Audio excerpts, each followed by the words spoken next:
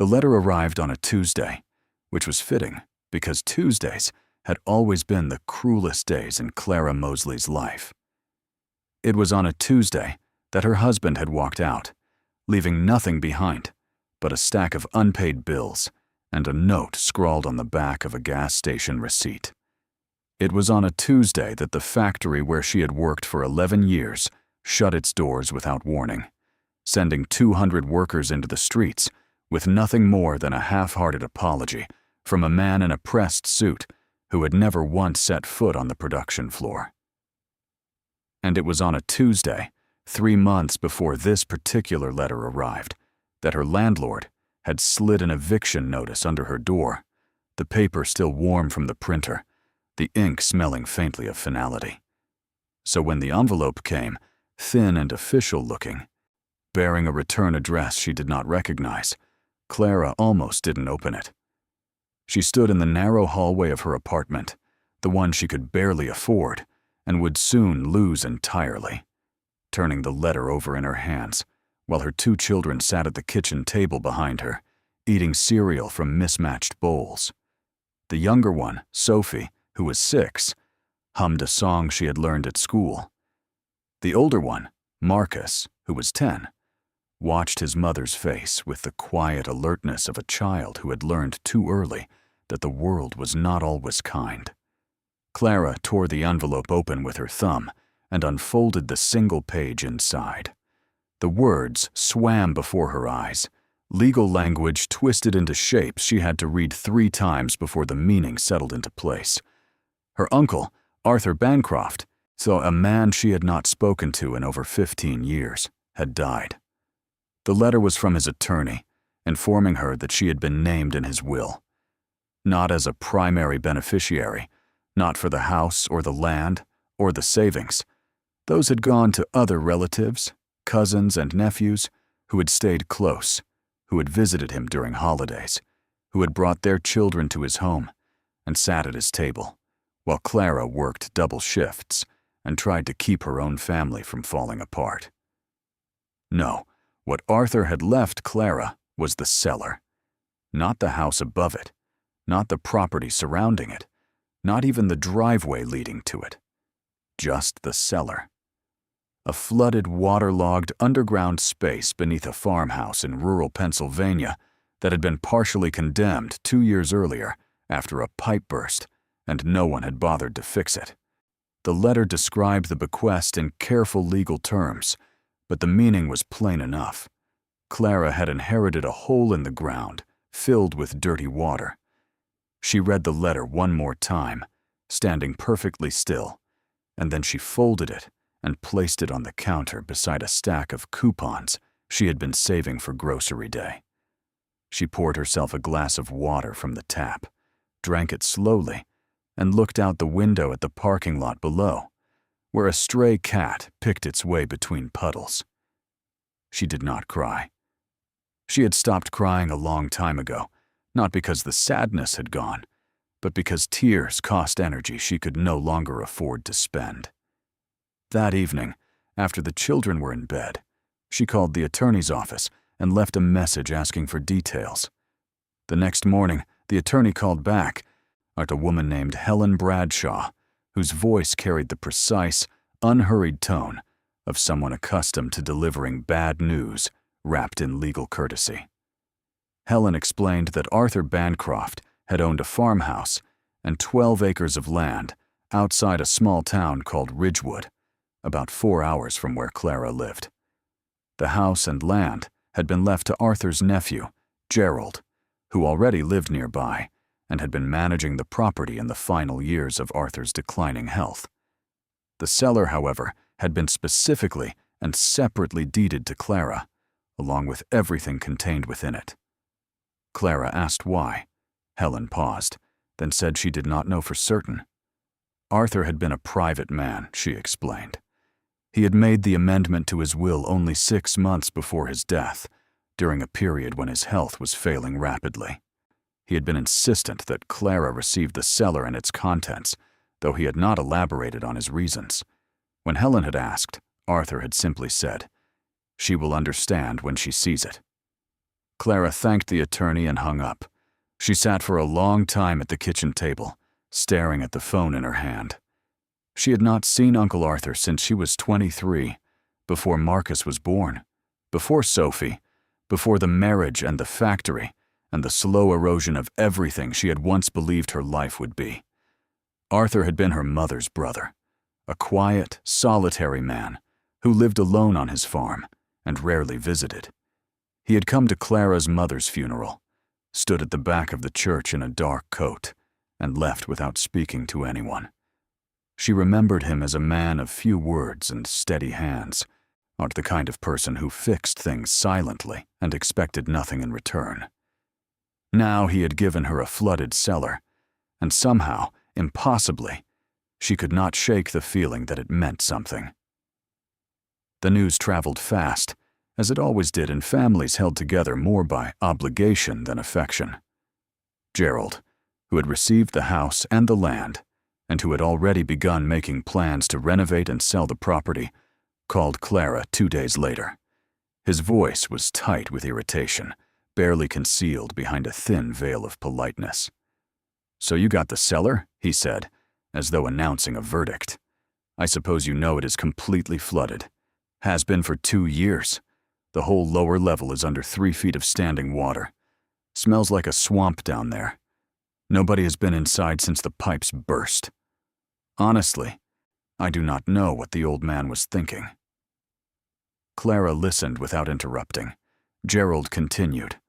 "Look, I will be straight with you. The house is mine. The land is mine. But if you want to come out and see this cellar, I will not stop you. Just know that it is a mess. You are welcome to whatever is down there, which is probably nothing but mold and rusted junk. If you want, I can have someone drain it, and you can take a look. But that is going to cost money. Money I do not intend to spend on a room I did not ask for." Clara thanked him and said she would think about it. That night, lying awake in the dark, she thought about the cellar. She thought about the eviction notice and the $342 in her checking account. She thought about Sophie's shoes, which were a half size too small and needed replacing. She thought about Marcus, who had stopped asking for things months ago because he had learned that asking only made his mother's eyes go sad. She thought about Arthur's words, relayed through the attorney. She will understand when she sees it. By morning, she had made her decision. She would go to Ridgewood. She would see the cellar. Even if it held nothing but water and ruin, she owed it to herself and to the memory of a man who had, for reasons she could not fathom, thought of her at the end of his life. She borrowed a car from a co-worker at the diner where she picked up weekend shifts, packed the children into the back seat with sandwiches and coloring books, and drove 4 hours through a gray November landscape. The trees were bare, their branches reaching upward, like the fingers of people pleading for something just beyond their grasp. The towns they passed through grew smaller and quieter until the GPS directed them down a gravel road that wound between fallow fields and sagging fence lines. The farmhouse stood at the end of the road, a 2-story structure with white clapboard siding that had gone the color of old bone. A wraparound porch sagged on one side, and the front yard was overgrown with dead grass and thistle. Beside the house, a barn leaned dangerously, its roof partially caved in. The place looked abandoned, though Clara knew Gerald had been there recently, his truck tracks visible in the mud near the gate. Gerald was waiting on the porch when they pulled up. He was a heavy-set man in his late 40s, with a reddish face and the impatient bearing of someone who considered himself busy even when he was not doing anything in particular. He greeted Clara with a nod, and the children with a brief, uncomfortable smile. "So, this is it," he said, gesturing vaguely at the property. "The house needs work, but it has good bones. I have got a contractor coming next week to start estimates. As for the cellar," he shook his head. "Come on. I will show you." He led them around the side of the house to a set of stone steps that descended into the earth. A heavy wooden door, swollen with moisture, stood at the bottom. Gerald grabbed the handle and pulled. The door groaned open, releasing a wave of cold, damp air that smelled of stagnant water, and something deeper, something mineral and ancient, like the breath of the earth itself. Clara peered inside. The space was dark, lit only by the thin daylight that crept in through the open door. She could see the surface of the water, black and still, reflecting the stone walls and the low ceiling like a mirror laid flat on the ground. The water reached halfway up the first step, motionless and impenetrable. Gerald folded his arms. Like I said, 3 feet of water, minimum. Could be deeper in places. The floor is uneven down there. Fieldstone and poured concrete in patches. Uncle Arthur used it for storage, mostly. Old farm equipment. Canning supplies. Who knows what else? All of it is underwater now. Clara stared at the dark water. Behind her, Marcus had crept down a few steps and was looking over her shoulder, his eyes wide with cautious curiosity. Sophie stayed near the top, hugging her coloring book to her chest. "Can it be drained?" Clara asked. Gerald shrugged. "Sure, you would need a pump. A decent one. Might take a day or two depending on the volume. No, but I'm telling you, there is nothing down there worth the effort. The old man was a pack rat, but he was not sitting on treasure. He kept tools, jars, broken furniture. That is it." Clara nodded slowly, her eyes still on the water. Something about the stillness of it held her attention, the way it sat there, patient and dark, as if guarding something it had no intention of revealing easily. "I want to drain it," she said. Gerald stared at her. "You're serious?" "Yes." He let out a breath through his nose. "All right. There is a hardware store in town. You can rent a pump for about $40 a day. But I am not paying for it, and I am not helping. I have got my own work to do." Clara thanked him and drove into Ridgewood. The town was small, just a main street with a post office, a diner, a hardware store, and a church. She rented a submersible pump and 50 feet of discharge hose from a man named Dale, who ran the hardware store with his teenage son. Dale was friendly in the way small-town people often are with strangers, curious but not intrusive. When Clara explained what she needed the pump for, he raised his eyebrows. "You were draining old Arthur's cellar?" he said. "That place has been flooded for years. Nobody has been down there since the pipes went." "I inherited it," Clara said simply. Dale studied her for a moment, then nodded. "Well, I hope you find something good down there." Arthur was a character, kept to himself but sharp as a tack. My father used to say Arthur Bancroft knew more about that land than the land knew about itself. Clara carried the pump back to the farmhouse and spent the rest of the afternoon setting it up. Marcus helped, and holding the hose while she positioned the pump at the top of the cellar stairs and lowered it into the water. The motor coughed to life, and a steady stream of brown water began flowing through the hose and out across the yard, soaking into the dead grass. Gerald watched from the porch for a few minutes, shook his head, and went inside. The pumping continued through the evening and into the night. Clara sat on the stone steps with a flashlight, watching the water level slowly drop. The children slept in the car, bundled in blankets, while the pump hummed its mechanical lullaby. The air grew colder as the hours passed, and the smell from the cellar changed, less swamp, more stone and earth, as though the space below was slowly remembering what it had been before the flood. By dawn, the water was gone. Another pump gurgled and sputtered as it sucked at the last shallow pools, then fell silent. Clara stood at the top of the steps, flashlight in hand, and looked down into the exposed cellar for the first time. The floor was slick with mud and silt, a layer of brown residue coating everything like a second skin. She could see the outlines of objects beneath the muck, shelves along the walls, some collapsed, some still standing. Metal containers, wooden crates, the rusted frame of an old bicycle. The ceiling was low, supported by thick wooden beams that glistened with moisture. The walls were rough fieldstone, fitted together without mortar in the old style, each stone chosen and placed by hand generations ago. She descended carefully, her boots squelching in the mud. The flashlight beam cut through the dimness, revealing more of the space than she had expected. The cellar was larger than it appeared from above, extending back beneath the full footprint of the house, and then some. She moved slowly, testing each step, the mud sucking at her soles. The first things she found were ordinary. Canning jars, hundreds of them, stacked on shelves in neat rows, their contents long since spoiled, the glass clouded and the lids corroded. Old tools hung on wall-mounted racks, hammers, saws, wrenches, all furry with rust. A workbench sat against one wall, its surface warped and stained. On it lay a collection of objects that might once have been meaningful: a broken clock, a tin box, a bundle of letters tied with string, now reduced to pulp. Clara felt a knot of disappointment forming in her stomach. Gerald had been right.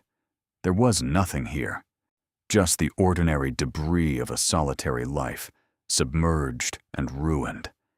She was about to turn back when her flashlight caught something at the far end of the cellar. The wall there looked different.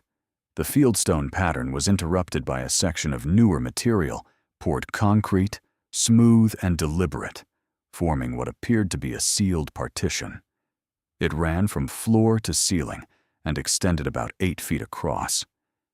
At its base, partially concealed by a fallen shelf and a layer of silt, was a seam, a straight, intentional line where the concrete met the original stone floor. Clara crouched and brushed away the mud with her gloved hands. The seam was clean, too precise for accidental cracking. She followed it with her fingers, tracing it along the base of the wall, then upward along one side. It formed the outline of a door, a large one, unsealed with concrete that had been poured deliberately to hide whatever lay behind it. Her pulse quickened. She pressed her ear against the concrete and heard nothing, just the dense silence of solid material. But the shape was unmistakable. Someone had built a wall here, not to support the structure, but to conceal something. She went back up the stairs and found Marcus standing at the top, wrapped in a blanket, watching her with eyes that reflected the gray morning light. "Did you find anything?" he asked. "Maybe," she said. "Maybe something." She drove back into town and returned the pump, then asked Dale if he knew of anyone with experience in concrete removal. Dale scratched his chin and said his cousin Roy had a jackhammer and had done demolition work for years. He could probably help, but it would cost a few $100s. Clara hesitated. A few $100s was more than she could spare. It was the difference between paying for groceries this month and not. But something about that sealed wall gnawed at her, a feeling she could not dismiss, a certainty that grew stronger the more she tried to reason it away. Arthur had left her the cellar, specifically the cellar, and someone, perhaps Arthur himself, had gone to considerable effort to seal off a portion of it. She called Roy. He agreed to come out the next day for $300, which Clara paid with a check she knew would strain her account to the breaking point. That night, she and the children stayed at a motel on the edge of town. The room was small and smelled of cleaning solution, but Sophie bounced on the bed as though it were a trampoline, and Marcus read a book he had brought from home, for occasionally looking up to study his mother's face. Clara lay on the other bed, staring at the ceiling, trying not to think about what she had spent, or what she might find, or what would happen if the sealed wall led to nothing but more mud and disappointment. But she kept seeing it in her mind, that clean, deliberate seam. Someone had hidden something, and Arthur had wanted her to find it. Word had reached Gerald by evening. He called her phone, his voice sharp with skepticism. "I heard you hired Roy Fenton to come out with a jackhammer," he said. "What exactly do you think you are going to find down there?" "I do not know yet," Clara said. "Because I am telling you, there is nothing." Uncle Arthur was not a wealthy man. He lived off his pension and whatever the farm brought in, which was not much. "You are wasting your money, Clara. Some money you do not have." She thanked him for his concern and hung up. The next morning, Roy arrived in a battered truck with his jackhammer, a generator, and a lantern bright enough to illuminate the entire cellar. He was a wiry man in his 50s, with the kind of calm competence that comes from decades of physical work. He followed Clara down the steps, surveyed the sealed wall, and nodded slowly. "Somebody put this here on purpose," he said, running his hand over the concrete. "This is not structural. It is a partition, and it is thick, maybe 8 inches, maybe more. Whoever built it wanted whatever is behind it to stay hidden." "Can you open it?" Clara asked. Roy looked at her with steady eyes. "I can open anything. The question is whether you are sure you want to." Clara nodded. Roy positioned the lantern, started the generator, and brought the jackhammer to life. The sound was enormous in the confined space, a thunderous pounding that vibrated through the stone walls and shook the mud on the floor. Clara stood at the base of the stairs, watching as Roy worked the chisel point into the center of the sealed wall. Concrete cracked and fell away in chunks, revealing the darker interior behind it. It took nearly 2 hours. Roy worked methodically, peeling away layer after layer, pausing to clear debris and check the structural integrity of the surrounding walls. The concrete was denser than he had expected, reinforced with rebar in places, which only deepened the mystery. This was not a casual repair. This was engineering. This was intention.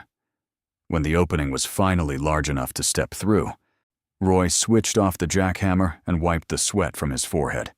He aimed the lantern through the gap, and both of them leaned forward to look.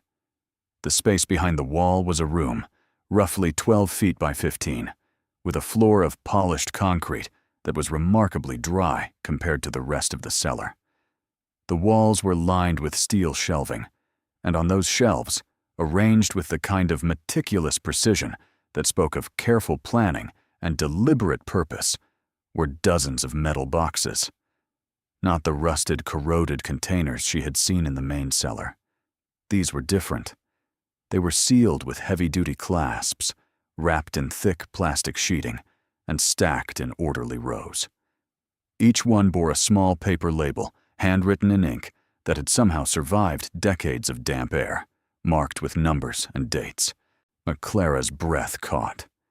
She stepped through the opening, her boots landing on the dry concrete, with a sound that echoed in the stillness. The room smelled different from the rest of the cellar, cleaner, almost antiseptic, as though the sealed wall had preserved not just the contents, but the atmosphere itself. She reached for the nearest box, a heavy steel container about the size of a shoebox, and unclasped the lid with trembling fingers. Inside, nested in layers of treated cloth and sealed plastic, was a collection of stones. Small, irregularly shaped, translucent in the lamplight. She lifted one and held it up, turning it slowly. Even in the harsh white glare of the lantern, the stone caught the light and fractured it into a burst of color, white fire dancing across its facets. Roy stepped closer, his eyes narrowing. "Is that what I think it is?" Clara did not answer. She could not. Her hand trembled as she set the stone down and opened the next box. More stones, larger ones this time, some as big as her thumbnail, others smaller, but no less brilliant. She opened a third box, a fourth, a fifth. Each one contained the same thing. Rough and cut diamonds, hundreds of them, sorted by size and carefully preserved.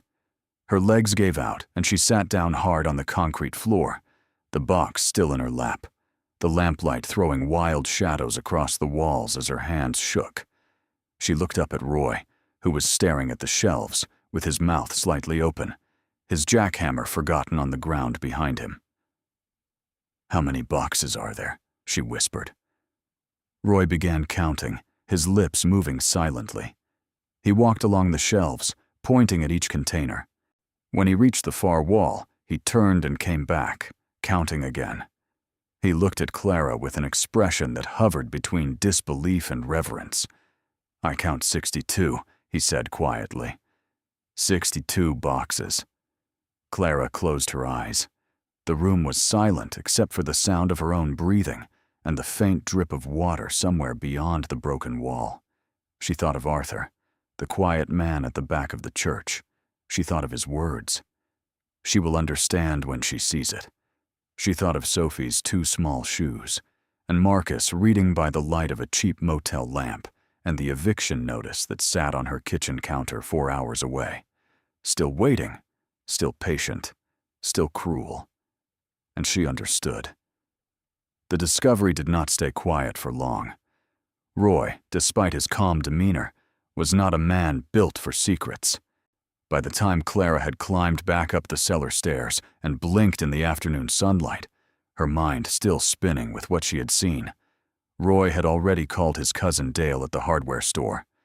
Dale, in turn, mentioned it to 3 customers before lunch. By evening, the rumor had spread through Ridgewood like fire through dry brush.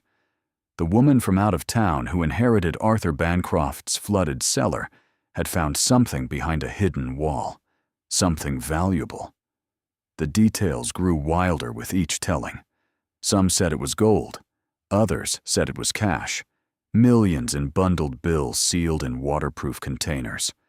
A few claimed it was artwork, stolen masterpieces hidden during the war. Nobody knew the truth yet, because Clara had carefully closed the boxes, sealed the room as best she could. Quan told Roy to keep the specifics to himself until she could figure out what to do. But Gerald knew. Gerald always knew.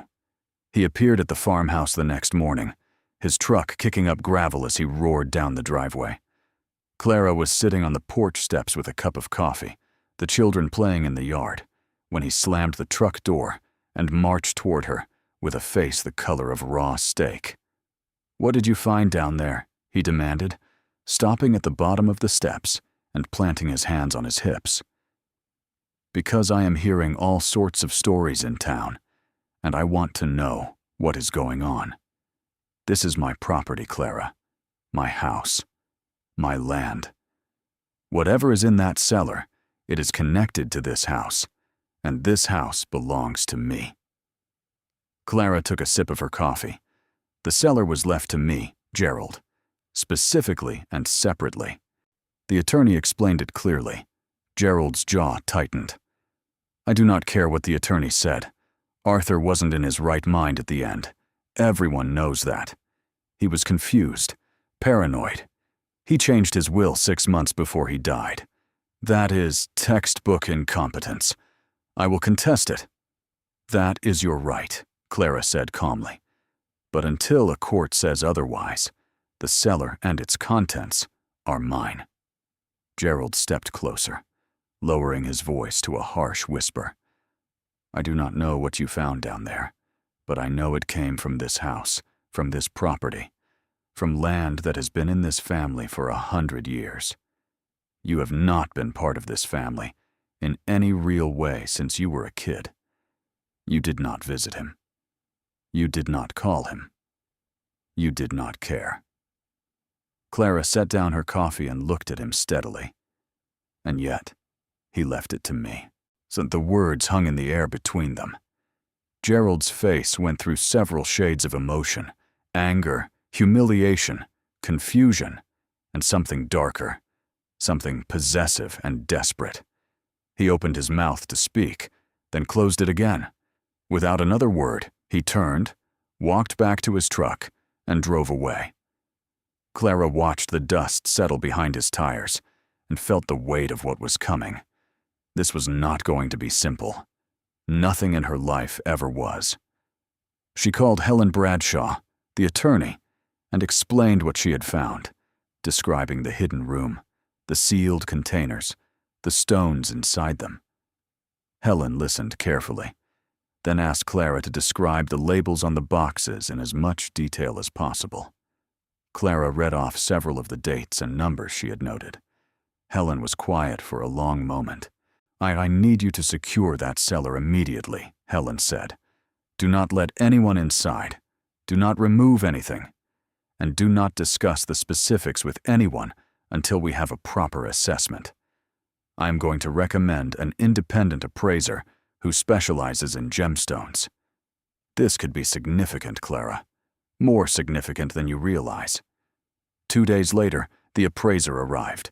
His name was Martin Adler, a tall, thin man with wire-rimmed glasses and the manner of someone who had spent his career studying beautiful things with scientific detachment. He brought a portable laboratory in 2 aluminum cases and spent the better part of a day in the cellar, examining the contents of every box under magnification and ultraviolet light, weighing each stone on a precision scale, and recording his findings in a notebook that he guarded as though it contained state secrets. Clara waited above, pacing the kitchen while the children drew pictures at the table. Marcus had drawn the farmhouse, complete with the cellar stairs descending into a dark space filled with tiny sparkling dots. Sophie had drawn a rainbow over the house. Neither of them fully understood what was happening, but they sensed their mother's tension and responded in the way children do, by trying to bring color into the gray. When Martin emerged, his face was pale. He removed his glasses, cleaned them slowly, and sat down at the kitchen table across from Clara. He placed his notebook in front of him and folded his hands. "Mrs. Mosley," he began, his voice measured and careful, "I have examined the contents of 62 sealed containers found in the concealed room of your cellar. Each container holds a collection of natural diamonds, both rough and cut, sorted by carat weight and clarity. The stones range from approximately half a carat to just over 14 carats. Several of the larger stones display characteristics consistent with extremely rare Type 2A diamonds, which are among the most valuable gemstones in existence." Clara stared at him. She felt as though the floor had tilted slightly beneath her chair. Martin continued. "Based on my preliminary assessment, and I want to emphasize that a full laboratory analysis will be required for a definitive valuation, the total estimated value of the collection is in the range of $307 million. The kitchen fell silent. Even the children stopped drawing. Marcus looked up, his pencil hovering above the paper. Sophie's mouth formed a small O. Clara did not move. She did not blink. The number hung in the room like a physical object, enormous and incomprehensible, too large to fit inside the walls of this old farmhouse, too vast to belong in the life of a woman who had been counting pennies 3 days ago. 307 million, she repeated, her voice barely audible. Martin nodded. Give or take. The larger stones alone could account for a significant portion of that figure, but even the smaller ones, given their quality and quantity, represent an extraordinary collection. Whoever assembled this did so over many years, with exceptional knowledge and access to high-grade rough diamonds. This is not the work of an amateur. This is the collection of someone who understood the diamond market at a professional level. Clara looked down at her hands, calloused from years of factory work and dishwashing and holding her children when they cried. These were the hands of a woman who had never held anything worth more than a few dollars. And now, in a cellar she had inherited from a man she barely remembered, those same hands had uncovered a fortune beyond imagination. She thought of Uncle Arthur, alone on his farm, quiet and private, living off a pension. She thought of how he had never told anyone, how he had sealed the room with concrete and rebar, how he had waited until the very end of his life to reveal the secret, and even then, he had revealed it only to her.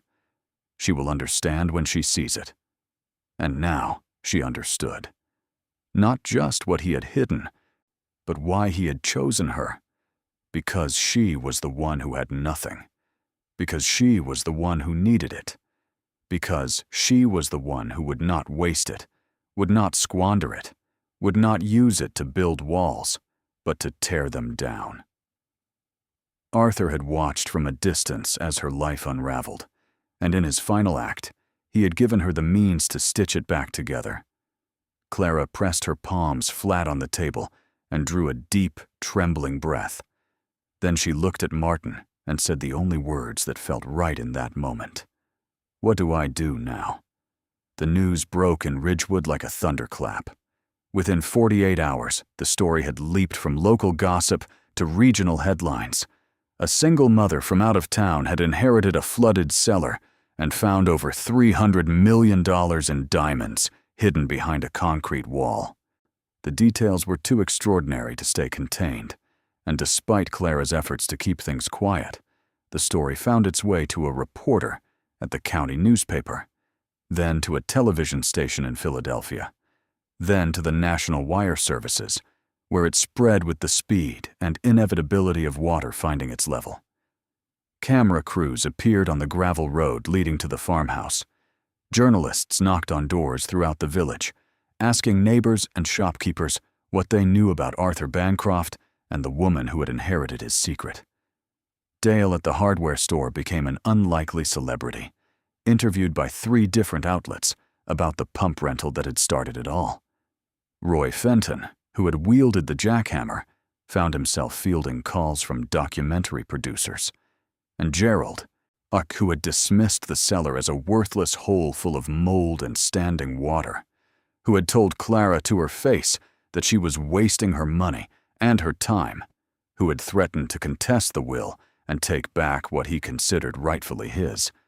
Gerald went quiet. His truck no longer appeared in the farmhouse driveway. His calls stopped. The bluster and the threats evaporated like fog in morning sun, replaced by a silence that spoke louder than anything he had ever said. Clara did not gloat. She did not give interviews. She did not stand on the porch of the farmhouse and announce her vindication to the world. She simply called Helen Bradshaw and asked her to begin the legal process of securing the collection, arranging for proper storage, and ensuring that the will's provisions were airtight. Helen, who had handled wills and estates for 20 years and thought she had seen everything, confided to Clara that this was the most remarkable case of her career. The authentication process took weeks. Martin Adler brought in a team of 3 additional gemologists, each with credentials from international certification bodies. They worked in shifts in a climate-controlled facility that Clara rented in town, examining each stone individually, photographing it, measuring its dimensions and weight, analyzing its chemical composition, and assigning it a grade. The work was painstaking and precise, and with each passing day, the estimated value crept upward as stones that had initially been assessed conservatively revealed qualities that placed them among the finest ever documented. One stone in particular drew the attention of every expert who saw it. A rough diamond, weighing just over 14 carats, pale blue in color, with an internal clarity that Martin described as nearly flawless. He estimated its value, once properly cut and polished, at somewhere between $30 and $40 million on its own. The stone sat in its steel box, wrapped in treated cloth, exactly as Arthur had placed it years ago. Clara held it once, briefly, turning it in the light, watching the blue fire dance inside it like a trapped piece of sky. Then she placed it back in its box and closed the lid. She thought about what Martin had said, that the collection was the work of someone with professional-level knowledge of diamonds. She began to research Arthur's past, and piecing together a history that no one in the family had ever bothered to understand. What she found astonished her. Arthur Bancroft had served in the military in his 20s, stationed in South Africa during the late 1960s. After his service, he had spent several years working for a small mining consultancy that operated in Botswana and Sierra Leone. During that time, He had developed relationships with independent miners and traders, people who existed outside the formal diamond pipeline, who dealt in stones that never passed through the major exchanges. Arthur had acquired his diamonds slowly, over decades, purchasing rough stones at prices far below their eventual market value and bringing them back to the United States in small quantities, declared as personal effects or geological samples. He had never sold a single one. Instead, so he had built the hidden room beneath his farmhouse, sealed it against moisture and time, and waited. For what? Clara could not be sure. Perhaps he had always intended to reveal the collection eventually. Perhaps he had been waiting for the right person, the right moment, the right reason. Or perhaps he had simply been afraid of what would happen if the world knew what he had. Afraid of the attention, the greed, the inevitable scramble of people who would claim what was not theirs. In the end, he had chosen Clara, the quiet niece who worked double shifts and never asked for help, the one who had nothing and expected nothing, the one who would understand. The cousins and distant relatives came next, predictable as the tide. Letters from attorneys arrived in bunches, each one claiming some portion of the estate, challenging the will's provisions, arguing that the cellar was inseparable from the house, that Arthur had lacked the mental capacity to amend his will, that Clara had exerted undue influence over a dying man she had not visited in 15 years. The arguments were creative in their desperation, but Helen Bradshaw dismantled each one with the steady precision of a surgeon removing shrapnel. The will was clear. The bequest was specific. The cellar and its contents belonged to Clara Mosley, and no amount of legal maneuvering would change that. Gerald made one final attempt. He hired a lawyer of his own and filed a formal challenge, claiming that the hidden room was structurally part of the house and therefore fell under his portion of the inheritance. The case went before a judge who examined the will, the property deeds, and the surveyor's reports, and ruled in Clara's favor within a week. The cellar had been deeded as a separate entity. Its contents were not subject to Gerald's claim. Case dismissed. Clara heard the verdict by phone while sitting in the motel room where she had been living for the past month. Sophie was watching cartoons. Marcus was doing homework on the bed. When she hung up, she sat very still for a long time, the phone resting in her lap, the weight of the news settling over her like a warm blanket after years of cold. Then she looked at her children, who looked back at her with the patient, watchful eyes of kids who had learned to read their mother's silences, and she smiled. "We are going to be okay," she said. Marcus studied her face, searching for the truth behind the words. He had heard that phrase before, many times, and always followed by another bill, or another move, or another night of his mother sitting alone in the kitchen with her head in her hands. But something was different now. Something in her eyes had changed. The exhaustion was still there, but beneath it, for the first time he could remember, there was certainty. He smiled back, a small, careful smile, the kind a 10-year-old offers when he wants to believe, but has not yet learned how to trust. Sophie looked up from her cartoons. "Are we going home?" she asked. Clara nodded. "Soon, baby." "We are going home." But home, she knew, would never be the same. Home was about to change in ways none of them could yet imagine. Back in Ridgewood, the atmosphere had shifted. People who had barely acknowledged Clara when she first arrived now watched her with a mixture of awe and discomfort. The woman at the diner where she had stopped for coffee on her second day in town, the one who had served her with the polite indifference reserved for strangers passing through, now greeted her by name and insisted on refilling her cup without charge. The man at the gas station who had barely looked up from his phone when she paid for fuel now waved enthusiastically when her borrowed car pulled in. Clara noticed all of it. She noticed the way conversations paused when she entered a room, the way eyes followed her and then quickly looked away, the way people smiled too broadly, too eagerly, as though proximity to fortune might somehow transfer through friendliness. She did not resent them for it. She understood. She had been invisible before, a tired woman in a borrowed car with 2 children and an empty bank account. Now she was visible, voluminous even, not because she had changed, but because the world had changed its way of seeing her. The transformation extended beyond the town. Friends and acquaintances from her old life, people she had not heard from in years, began reaching out. An ex-coworker from the factory called to congratulate her, and then, within the same conversation, mentioned that she was behind on her mortgage. A former neighbor sent a long text message about how she had always believed Clara was destined for great things, followed by a link to a GoFundMe campaign for her son's medical bills. A second cousin she had met exactly once at a family reunion 15 years ago wrote her a 4-page letter describing his dream of opening a restaurant and wondering if Clara might be interested in investing. Clara read each message carefully, responded with genuine kindness, and filed them away in her mind. She had lived long enough in the world of desperation to recognize it in others without judgment.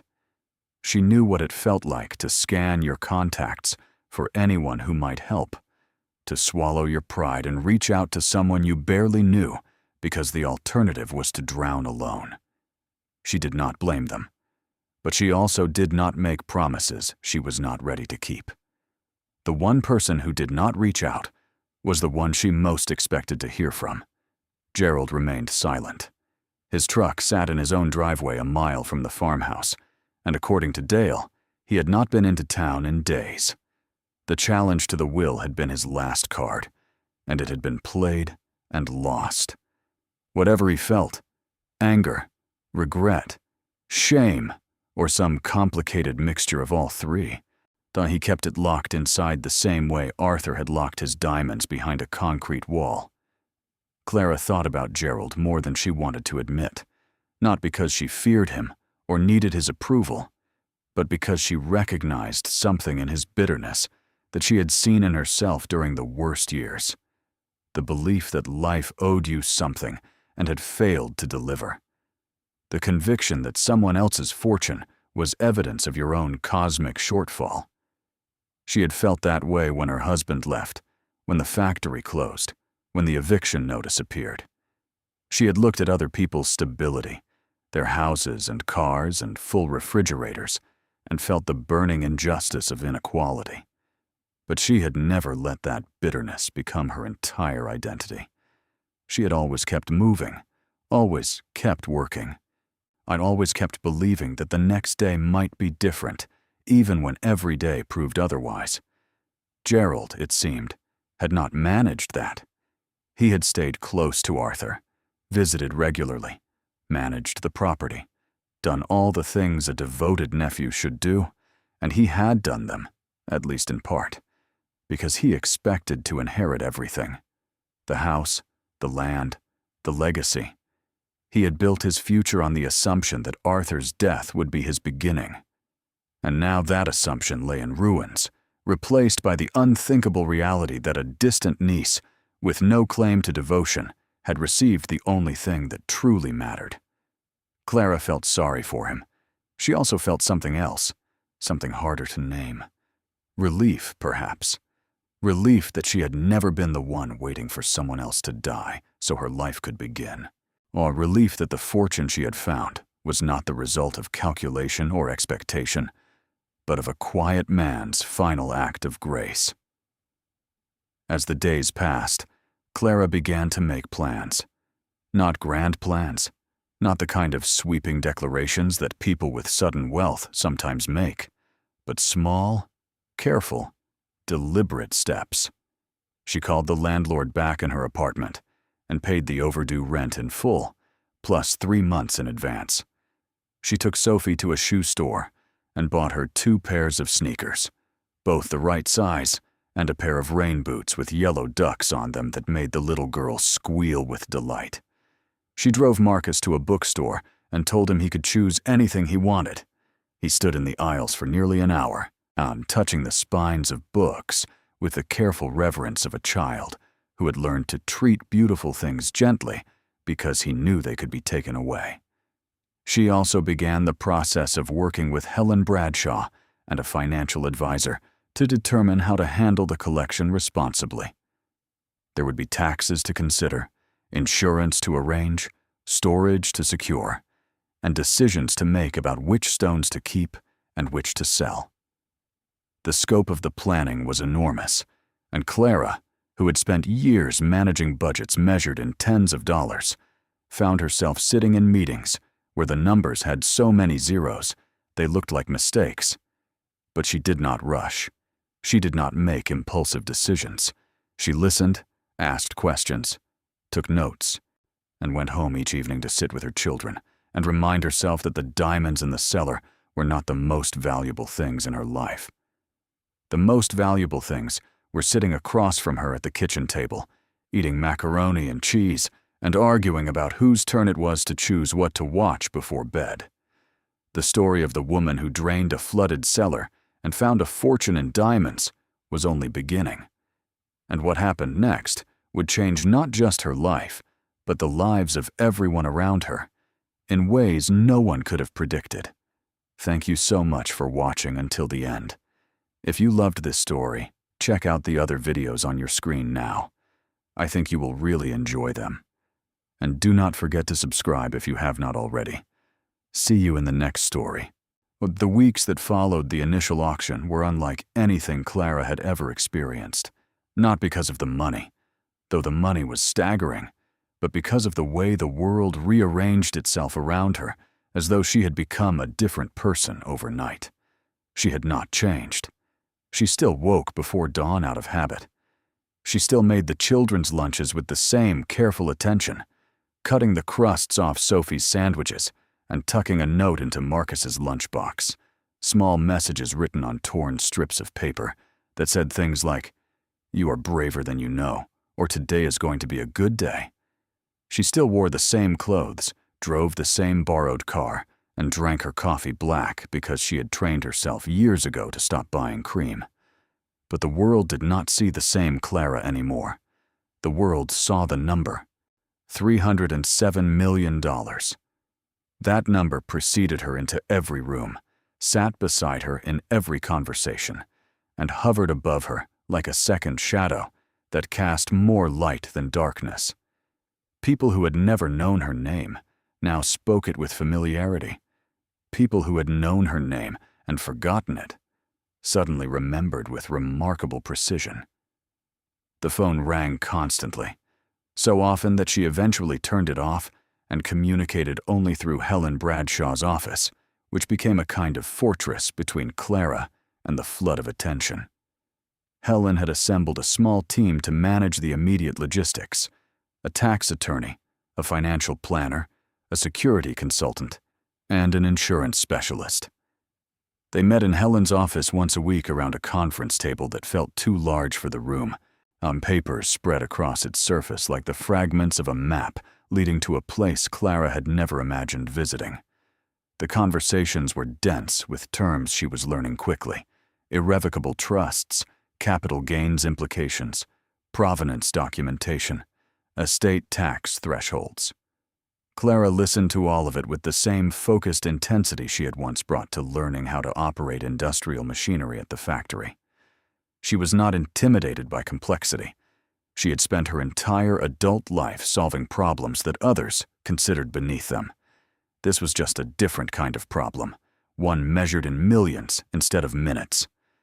The security consultant, a former federal agent named Thomas Raines, was the first to raise concerns she had not considered. "Mrs. Mosley," he said during their second meeting, his voice carrying the flat, a neutral tone of a man accustomed to discussing threats without emotion, "the public nature of this discovery creates specific risks for you and your children. High-value finds like this attract attention from people who may not have your best interests in mind. I need you to understand that your safety profile has changed fundamentally." Clara looked at him across the table. "What are you recommending?" Raines outlined a series of measures: a new residence with enhanced security features, a monitored alarm system, protocols for the children's school, background checks on anyone seeking close contact. He spoke about these things the way a mechanic might describe replacing brake pads. Matter of fact. Essential, non-negotiable. Clara agreed to everything. Not because she was afraid, though a thread of fear had begun to weave itself through her days, but because she understood that the diamonds had changed not just her financial reality, but her physical one. She was no longer anonymous. She was no longer invisible. And invisibility, she realized now, had been its own form of protection. The relocation happened quickly. Helen found a house in a quiet neighborhood 20 minutes from Clara's old apartment, a modest 4-bedroom with a fenced yard and mature trees that screened the windows from the street. It was not a mansion. Clara had been explicit about that. She did not want marble floors, or a swimming pool, or a 3-car garage. She wanted a home, a real one, with enough space for her children to have their own rooms and a kitchen where she could cook dinner without bumping her elbows against the walls. So the day they moved in, Marcus stood in the doorway of his new bedroom and stared at the empty space with an expression Clara could not quite read. It was too large for the few belongings he owned: a suitcase of clothes, a box of books, a backpack worn thin at the straps. The room seemed to swallow his possessions the way the cellar had swallowed the water, leaving vast stretches of blank floor and bare walls. "Is this really ours?" he asked, not turning around. Clara leaned against the doorframe. "Yes, baby. This is really ours." He was quiet for a moment. Then he said, in a voice so small it barely disturbed the air, "Nobody can take it away?" The question broke something inside her, not because it was unexpected, but because it was the most honest thing anyone had said to her since the discovery. Her 10-year-old son, who had watched his mother fight for every square foot of stability they had ever known, needed to hear that the ground beneath his feet would not shift again. "Nobody can take it away," she said, and she meant it with every part of herself. Sophie adapted faster, the way 6-year-olds often do, with the elastic resilience of a child who has not yet learned to distrust good things. She claimed her room immediately, announced that the walls would be painted purple, and spent the first afternoon arranging her stuffed animals on the bed in a precise order that she explained was based on who needed the most hugs. Clara let her talk, absorbing the sound of her daughter's happiness like sunlight after a long winter. In the weeks that followed the move, Clara turned her attention to something that had been growing quietly in the back of her mind since the day Martin Adler had spoken the words $307 million. She wanted to understand Arthur. Not the myth that was forming around him, the eccentric recluse who had hoarded a fortune in gemstones, but the real man. The uncle she had barely known, the person who had chosen her. She began with the documents found alongside the diamonds. Among the 62 boxes of stones, there had been several containers holding papers, journals, and photographs. These had been carefully preserved in the same treated cloth and sealed plastic as the gems, suggesting that Arthur considered them equally valuable. Clara spread them across her new kitchen table, so the surface large enough to accommodate them without overlap for the first time, and began to read. Arthur's journals spanned nearly 4 decades. They were written in a tight, precise hand on graph paper, each entry dated and organized with the methodical discipline of a man who believed that order was a form of respect. The earliest entries were from his time in South Africa, where he had served as a logistics officer attached to a mining support unit. The entries were factual and spare, recording weather conditions, supply movements, personnel rotations. But scattered among the operational notes were observations of a different kind, descriptions of the landscape, the people, the light falling across the veld at dusk. Arthur had been a quiet man, but not an unobservant one. He had seen the world with the careful attention of someone who knew that beauty often hid in places others overlooked. It was during his time in South Africa that Arthur had first encountered diamonds, not in a mine or a trading house, but in the hands of a child. He described the moment in a journal entry dated March 1968. A boy, perhaps 10 or 11, had approached the base perimeter carrying a small cloth bundle. Inside were 3 rough diamonds, cloudy and unimpressive to the untrained eye. The boy offered them in exchange for food. Arthur had given him bread, tinned meat, and a chocolate bar, and the boy had placed the stones in his palm with the solemnity of a priest offering communion. Arthur wrote that he had held those first stones up to the sunlight and seen something he could not explain, a fire trapped inside ordinary rock, but a secret visible only to those who bothered to look. From that moment, he was captivated, not by the monetary value of diamonds, which he barely understood at the time, but by their nature. They were the hardest substance on Earth, formed under unimaginable pressure deep beneath the surface, pushed upward through volcanic channels over millions of years, and yet they could be held in the palm of a hand. They were ancient beyond comprehension, older than any human civilization, older than language itself, and yet they could be found lying in river gravel, waiting for anyone patient enough to search. After his military service ended, Arthur had transitioned into consulting work for small mining operations. His journals documented years of travel through southern and western Africa, visiting mines that ranged from industrial operations, employing thousands, to hand-dug pits where individual miners worked with nothing but shovels and sieves. He developed relationships built on trust and fair dealing, paying honest prices for rough stones when the major buyers offered fractions of their worth.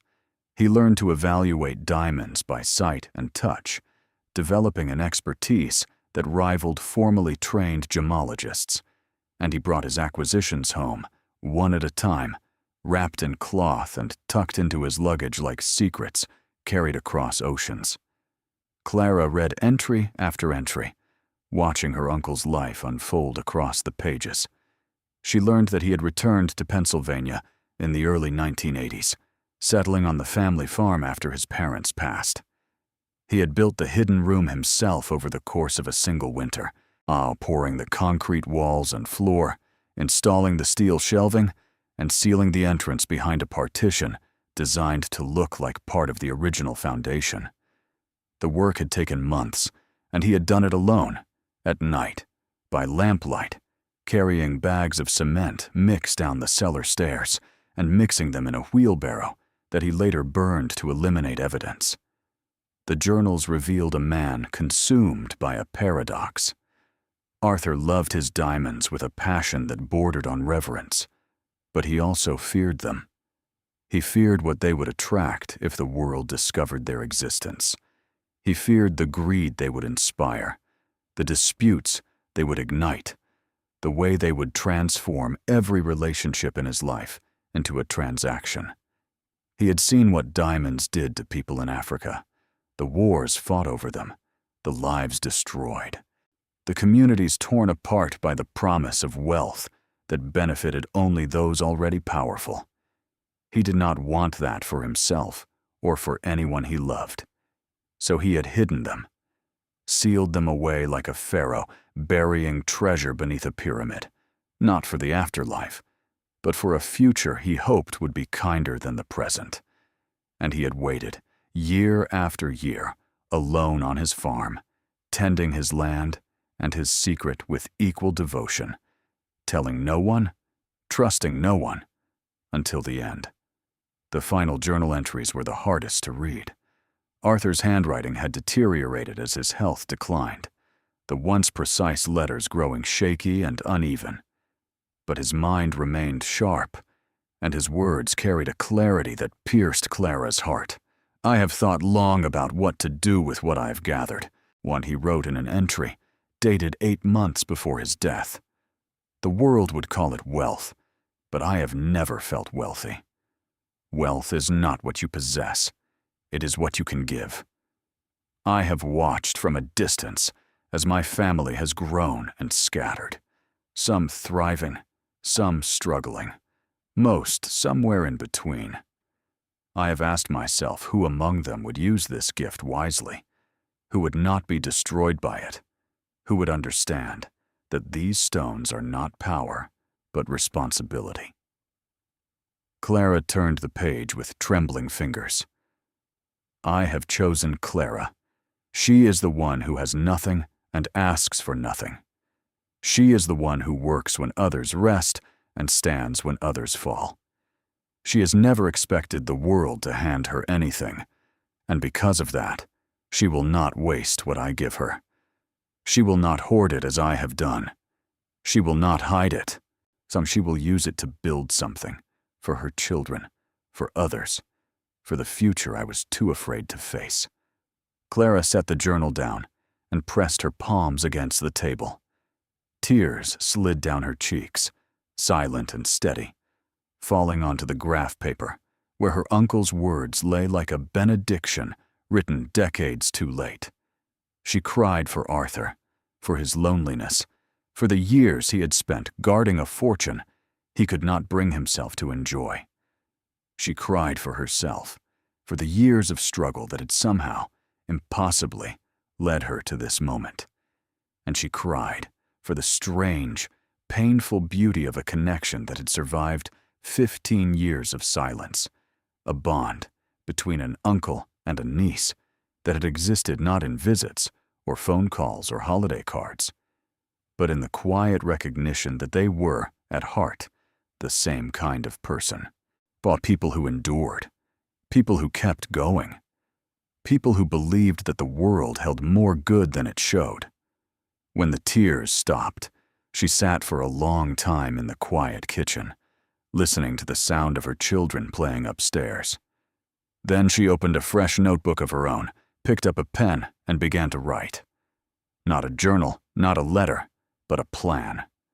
A careful, deliberate, detailed plan for what she would do with $307 million worth of diamonds.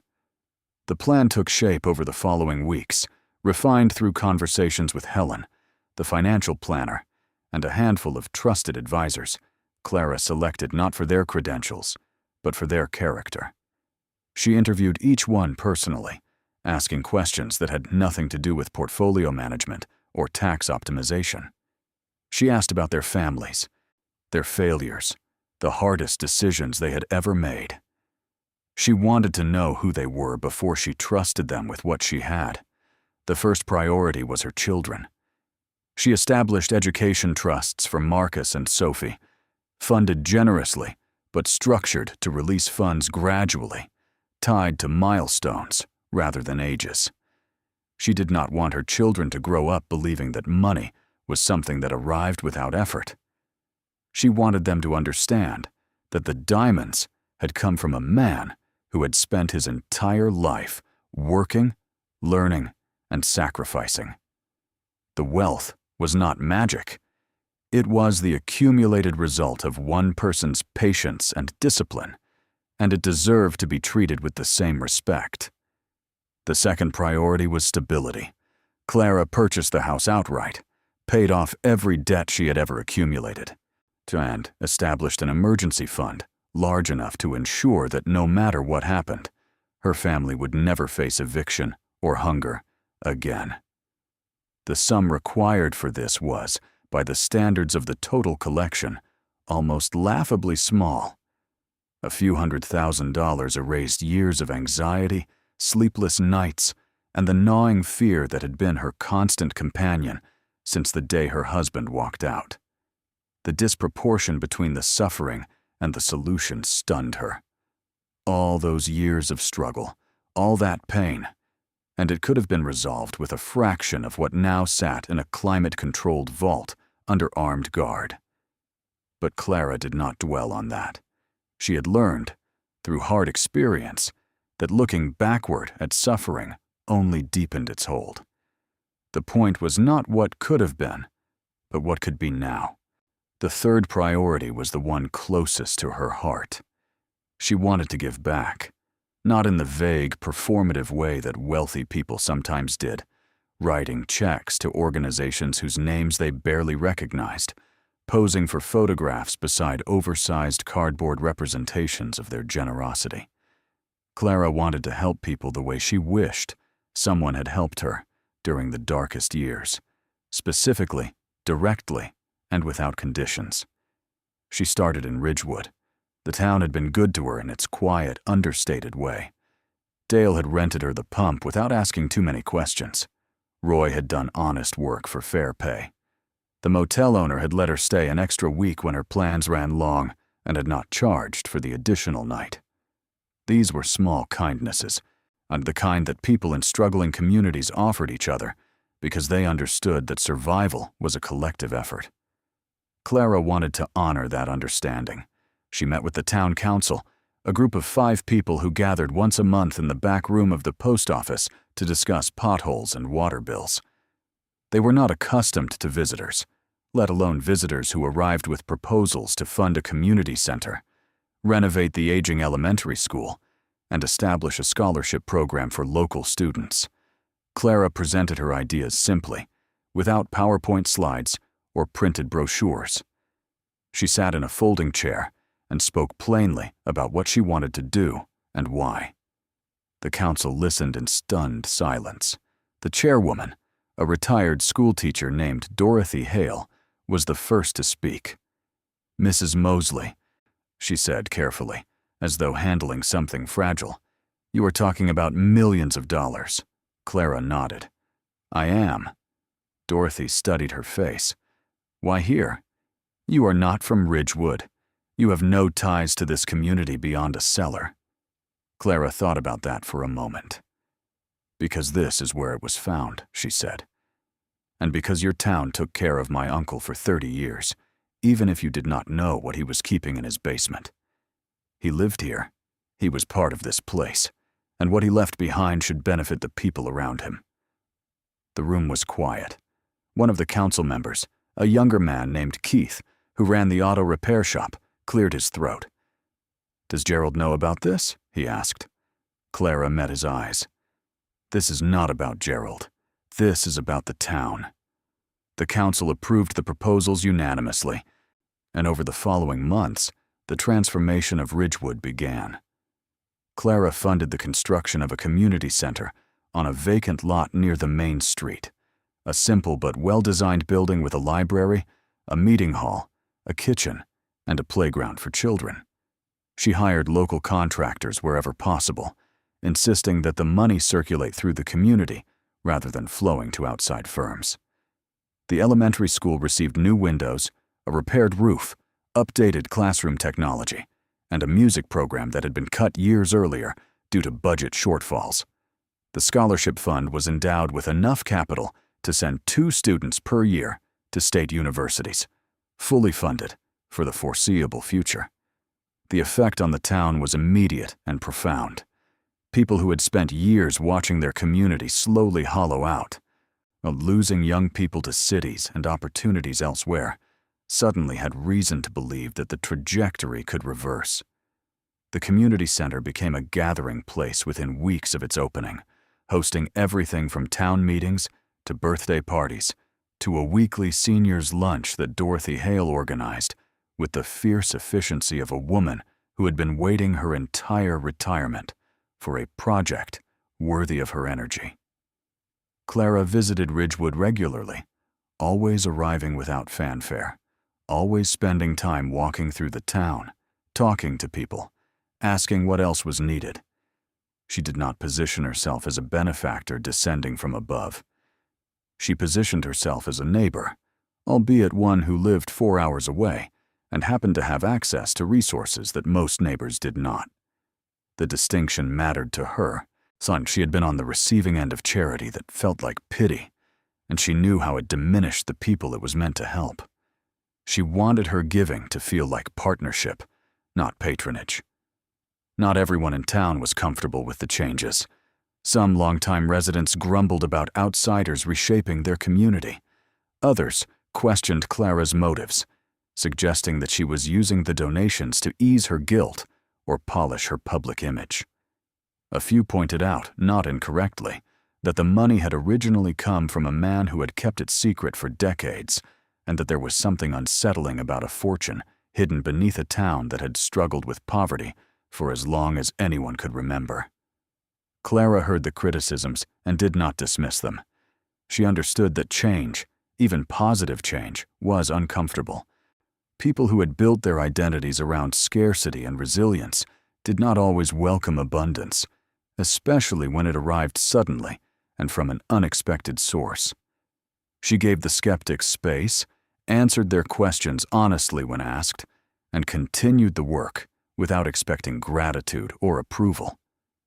The most significant change, the one that resonated beyond Ridgewood and into the national conversation, began almost by accident. Clara had been reading about diamond mining practices in preparation for the eventual sale of more stones from the collection. What she learned disturbed her deeply. Despite decades of reform and regulation, the diamond industry remained plagued by exploitation, environmental destruction, and the persistence of conflict diamonds that funded violence in parts of Africa. The same regions where Arthur had traveled and built relationships were still suffering, still producing stones that enriched distant corporations while leaving local communities impoverished. Clara contacted a nonprofit organization that worked with artisanal mining communities in West Africa and asked how she could help. The conversation led to another, and eventually to a partnership that would become the defining project of her new life. She established the Bancroft Foundation, named for Arthur, with a mission to support ethical mining practices, fund education and healthcare in mining communities, and advocate for transparency in the global diamond supply chain. The foundation's initial endowment came from the sale of a single stone, the 14-karat blue diamond that Martin Adler had identified as the crown jewel of the collection. It sold at auction for $38 million, the highest price ever paid for a stone of that size and color, and the proceeds were channeled directly into the foundation's programs. The sale made international headlines, not just for the price, but for the purpose behind it. Clara gave a single interview, brief and unrehearsed, in which she described her uncle's connection to the mining communities of Southern Africa and her desire to ensure that his legacy contributed to their well-being rather than their exploitation. She spoke simply, without polished talking points or media training, and the authenticity of her words resonated with audiences around the world. Within months, the Bancroft Foundation had established its first programs. A network of schools in 3 West African mining communities, funded entirely by the foundation, opened their doors to children who had previously worked alongside their parents, sifting gravel in open pits.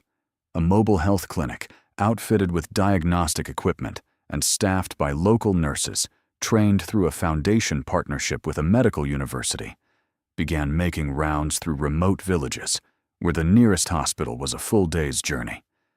A cooperative lending program provided small-scale miners with tools and equipment that allowed them to work safely and sell their stones at fair market prices, bypassing the middlemen who had exploited them for generations. Clara traveled to see the programs firsthand. She spent 2 weeks in Sierra Leone, visiting the communities where some of Arthur's earliest stones had likely been sourced. She walked through red dirt villages where children waved from doorways and women carried water in plastic containers balanced on their heads with effortless grace. She sat in a newly built classroom and watched a teacher draw letters on a chalkboard while 20 students repeated them in unison, their voices bright and eager in the morning heat. She held a rough diamond in her palm, offered to her by an elderly miner who recognized the Bancroft name from the foundation's signage, and she felt the weight of history pressing down on that small, ordinary-looking stone. She thought of Arthur, who had walked these same roads decades ago, who had seen the same red earth and heard the same languages and felt the same sun on his face. She understood now why, in a way that journals and documents could not fully convey, why he had been so conflicted about his collection. The diamonds were beautiful, yes, they were valuable beyond measure. But they had come from places where beauty and suffering were intertwined so tightly that separating them required more than good intentions. It required sustained, deliberate, patient work. The kind of work Arthur had been too isolated to do alone. The kind of work Clara was now positioned to lead.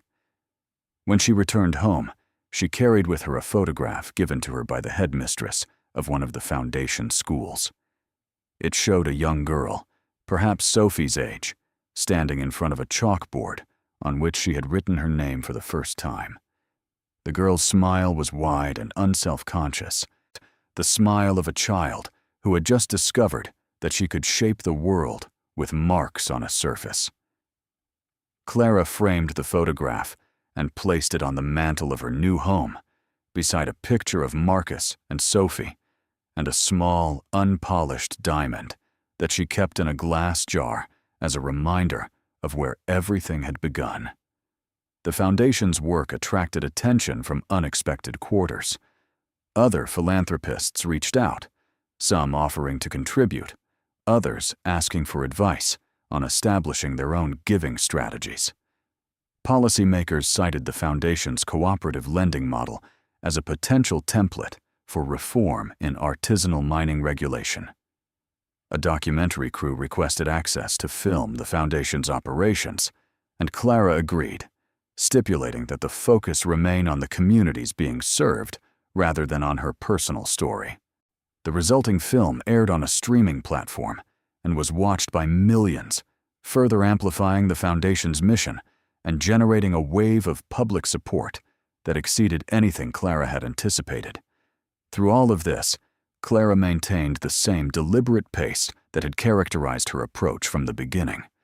She did not hire a publicist or a brand consultant. She did not accept speaking invitations unless they served the foundation's goals. She did not allow the growing public narrative about her life to distract from the work itself. When reporters called her an inspiration, she redirected the conversation to the miners and teachers and healthcare workers who were doing the actual labor of change.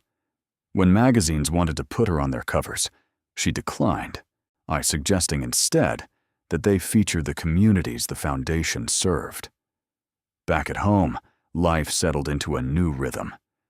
Marcus started at a school with a strong academic program, and within months, his teachers were reporting that he was reading 2 grade levels above his age and showing a particular aptitude for science. Clara watched him thrive with a fierce, quiet pride that she kept mostly to herself. She did not credit the money for his success.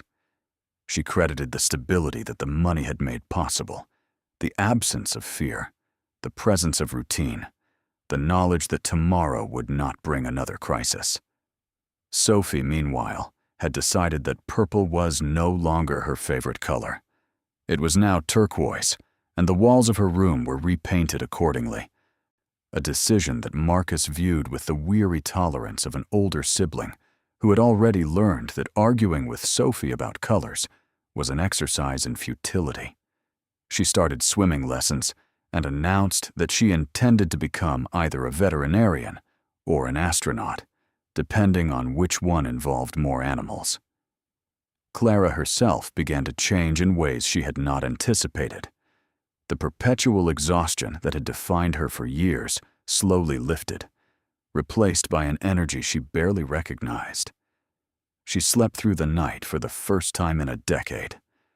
She started running in the mornings, not far, not fast, but enough to feel her body moving through space with a freedom that had nothing to do with money and everything to do with the absence of the weight she had been carrying. She read books again, not self-help manuals or budget guides, but novels and history and poetry, the kinds of things she had loved as a young woman before survival consumed every available hour. She also began to write, not publicly, not for an audience, but for herself. She wrote about the factory, about the marriage, about the eviction notice that had sat on her counter like a sentence waiting to be carried out. She wrote about the cellar and the water, and the moment she had held that first diamond up to the lantern light and seen fire inside a stone.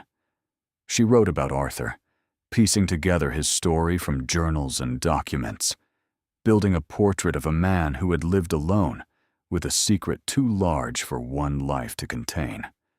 The writing was not therapy, exactly. It was more like archaeology, a careful excavation of the layers of her own experience, each one revealing something she had been too busy surviving to examine. One evening, several months after the move, Clara received a phone call from an unfamiliar number. She almost did not answer, but something made her pick up. The voice on the other end was Gerald's. He did not speak for several seconds after she said hello. She could hear him breathing, the sound uneven, as though he was working up to something he had rehearsed, but could not quite bring himself to say. "Clara," he began, and then stopped. She waited. "I called because I need to say something," he continued, his voice stripped of the bluster and aggression she had come to associate with him. "I've been thinking about what happened, about the cellar, about the way I acted." He paused again, and when he resumed, his voice was thinner, more fragile. "I was angry. I was angry because I felt like I deserved something that went to someone else. I spent years taking care of that property, taking care of him, and when he died, I thought it would all come to me. When it did not, I could not accept it. I took it out on you, and that was wrong." Clara listened without interrupting. She could hear the effort each word cost him, the pride being dismantled syllable by syllable. Gerald continued. "I heard about what you were doing in town, the community center, the school, the scholarships. People talk, and they are saying good things about you, things I should have said a long time ago." He took a breath. "I do not want anything from you. I am not calling to ask for money or favors. I am calling because I owe you an apology, and I have waited too long to give it." Clara closed her eyes. She thought about the first day at the farmhouse, Gerald on the porch with his arms folded, his voice dripping with condescension. She thought about the legal challenge, the accusations, the cold silence that had followed his defeat. She thought about all of it, and then she let it go. Not because it did not matter, but because holding on to it served no purpose. "Thank you, Gerald," she said. "That means more than you know." There was a long pause. Then Gerald said quietly, "He chose well. Uncle Arthur. He chose the right person." Clara felt her throat tighten. She blinked hard and steadied her voice. "He chose someone who needed it," she said. "That is all." They talked for a few more minutes, carefully, like two people crossing a bridge they were not sure would hold.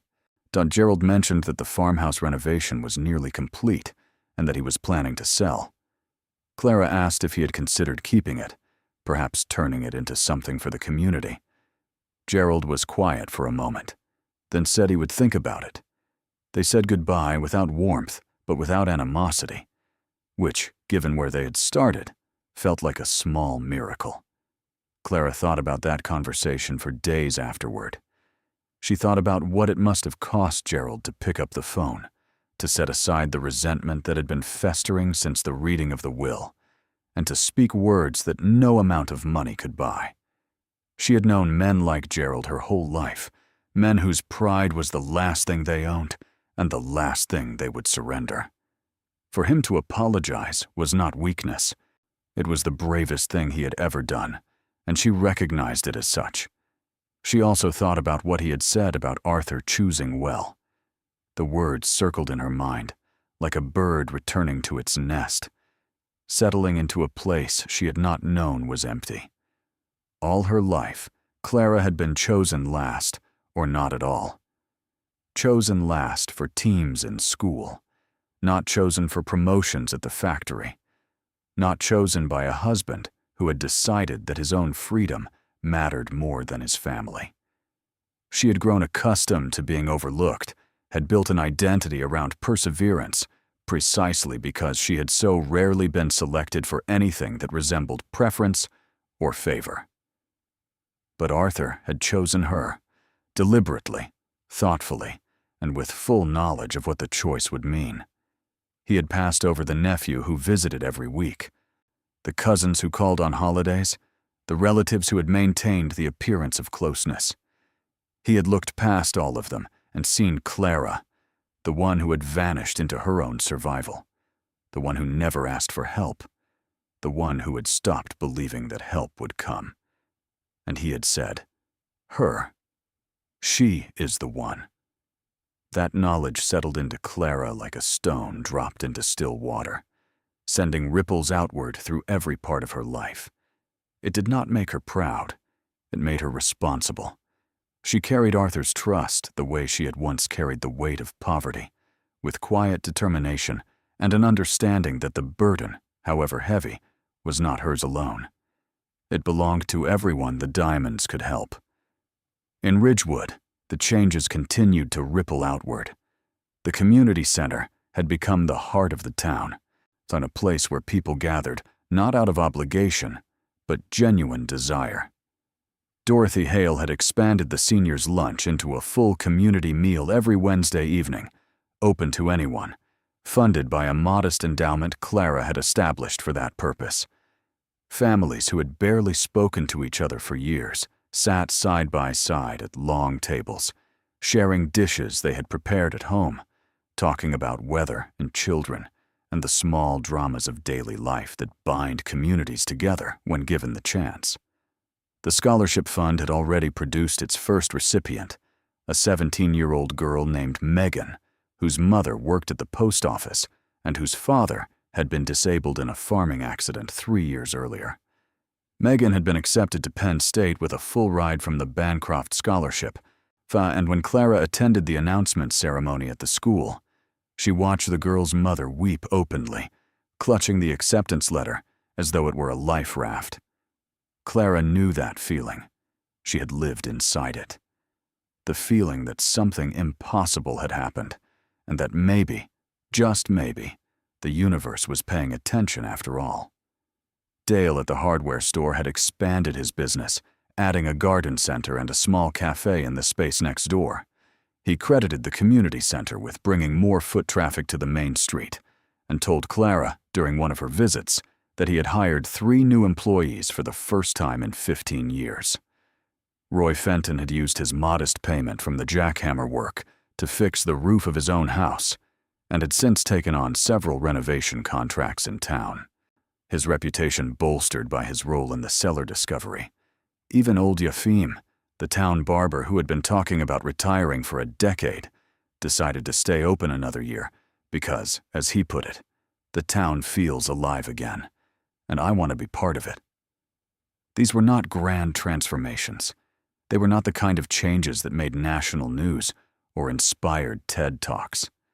They were small, human, incremental shifts in the life of a place that had been slowly fading for years.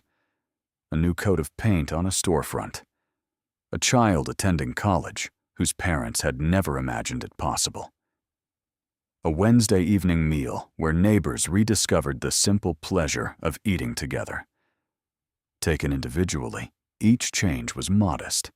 Taken together, they constituted something Clara found far more valuable than any diamond. They constituted hope, not the practical, everyday kind that did not require miracles to sustain itself, only attention and care and the willingness to show up. Clara understood, with increasing clarity, that this was what Arthur had truly left her. Not the diamonds themselves, but the opportunity they represented. The opportunity to prove that wealth, when guided by purpose rather than ego, could heal rather than harm. The opportunity to demonstrate that a woman who had been dismissed and overlooked could become a force for good that extended far beyond her own life. The opportunity to transform a flooded cellar into a foundation, in every sense of the word, for something lasting.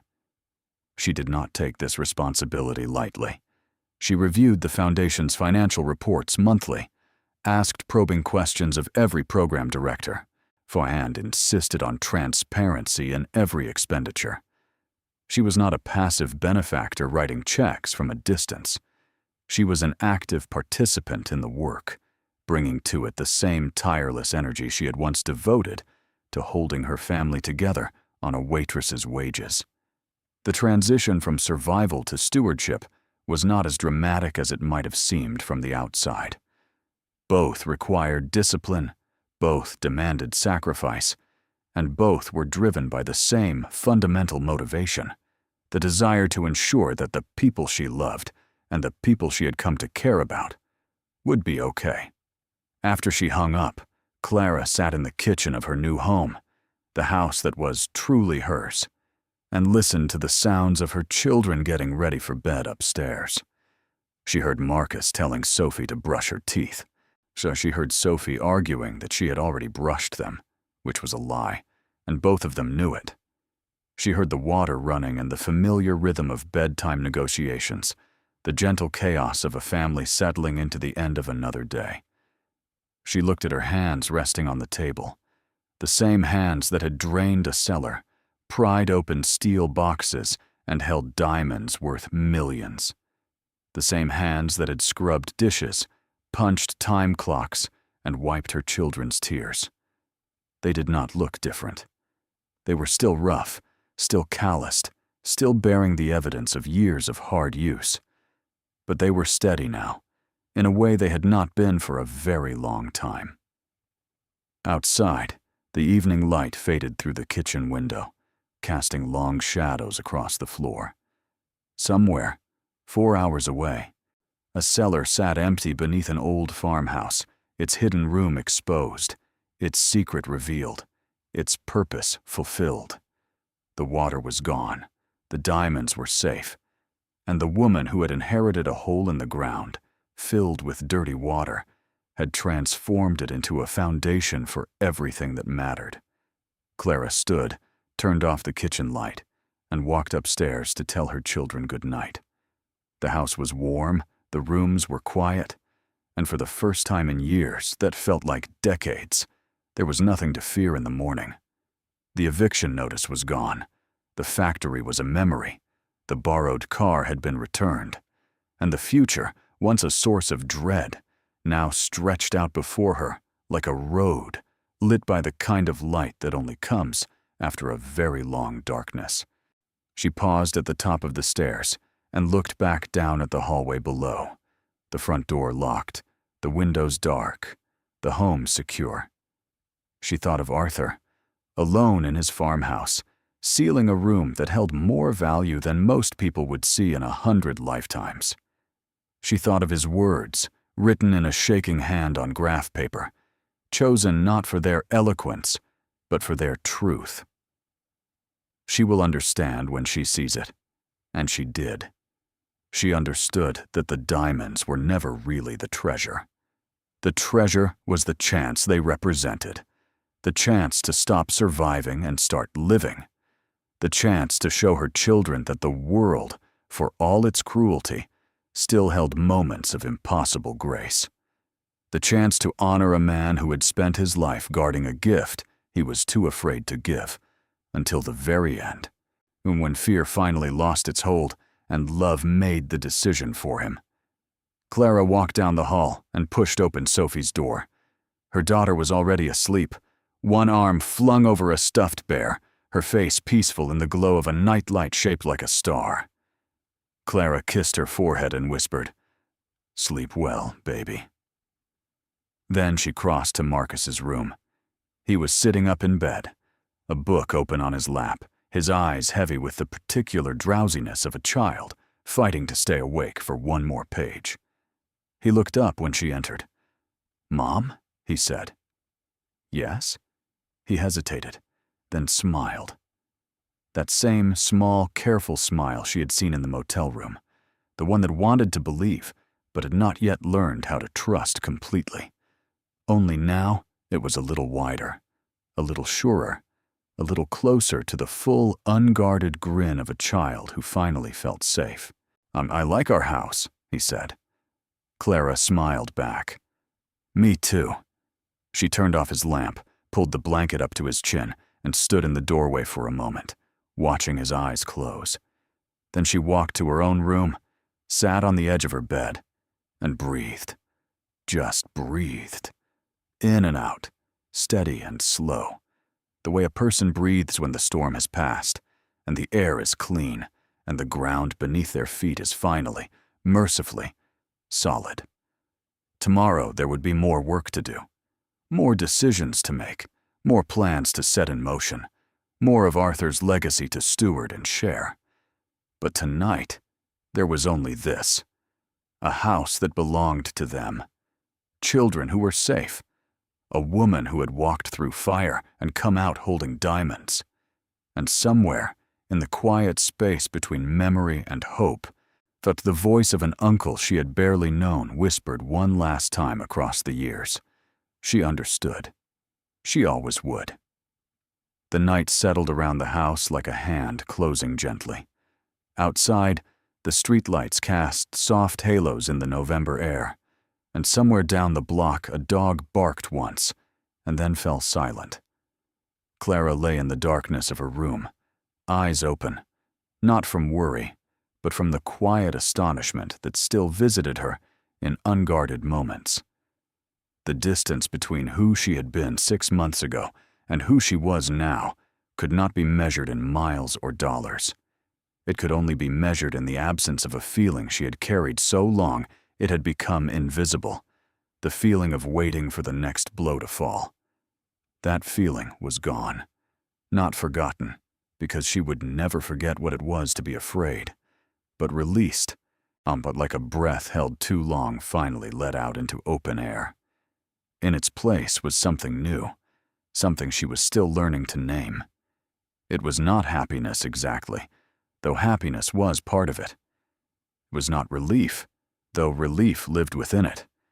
It was closer to wholeness, the sense that the pieces of her life, scattered for so long across the floor of one disaster after another, had been gathered up and fitted back together.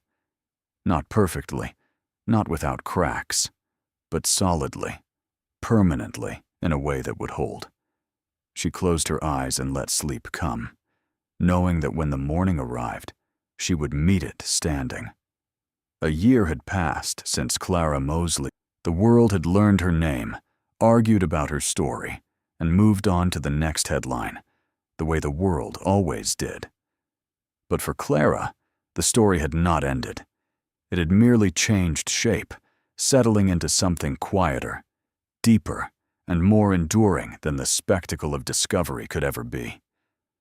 She sat on the front porch of her home on a Saturday morning in October, a cup of coffee balanced on the arm of a wooden chair she had bought at a yard sale 3 blocks away. The chair was slightly uneven, rocking gently when she shifted her weight, and she liked it precisely for that imperfection. It reminded her that not everything needed to be polished or expensive to be exactly right. The trees along the street had begun to turn, their leaves shifting from green to shades of amber and rust, and the air carried the clean, sharp scent of autumn that always made her think of beginnings rather than endings.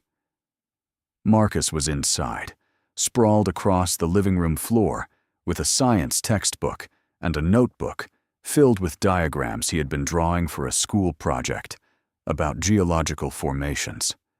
The project required a poster, but Marcus had gone far beyond the assignment, researching the conditions under which diamonds formed deep within the Earth's mantle, the volcanic eruptions that carried them to the surface, and the geological surveys used to locate kimberlite pipes where the stones were most commonly found. His teacher had called Clara the previous week to say that Marcus's work was exceptional, that he had the kind of focused curiosity that she rarely saw in students twice his age. Clara had thanked the teacher and said nothing about the irony of her son studying the very science that had shaped their lives. Sophie was in the backyard, conducting what she called an important experiment, which appeared to involve filling a plastic bucket with dirt, adding water from the garden hose, and stirring the mixture with a stick while narrating her findings, to an audience of stuffed animals arranged on the patio furniture. Her turquoise rain boots were caked with mud. Her hair was escaping its ponytail in every direction, and she was, by any reasonable measure, having the best morning of her week. Clara watched them both through the windows and the open back door, her coffee growing cold in her hands, and felt the particular kind of fullness that comes not from having everything, but from needing nothing more than what is already present. It was a feeling she had once believed was reserved for other people, people whose lives had followed predictable arcs, from comfort to comfort, people who had never lain awake, calculating whether they could afford both groceries and electricity in the same week. She knew now that the feeling was not reserved for anyone. It was available to everyone. It simply required the conditions to grow, and those conditions, safety, stability, the absence of constant fear, had been denied to her for so long that their arrival felt less like a return to normal and more like the discovery of a country she had only read about in books. The foundation had grown significantly in the past year. What had begun as a single endowment, funded by the sale of the Blue Diamond, had expanded into a multi-program operation, with staff in 3 countries and partnerships with universities, governments, and international development organizations. The cooperative lending program in Sierra Leone had helped over 200 small-scale miners transition from exploitative buyer relationships to fair market sales, increasing their average income by nearly 40%.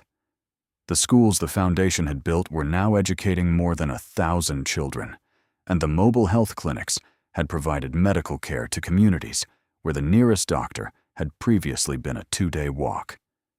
Clara reviewed the quarterly reports with the same meticulous attention she had once devoted to balancing a household budget that left no margin for error.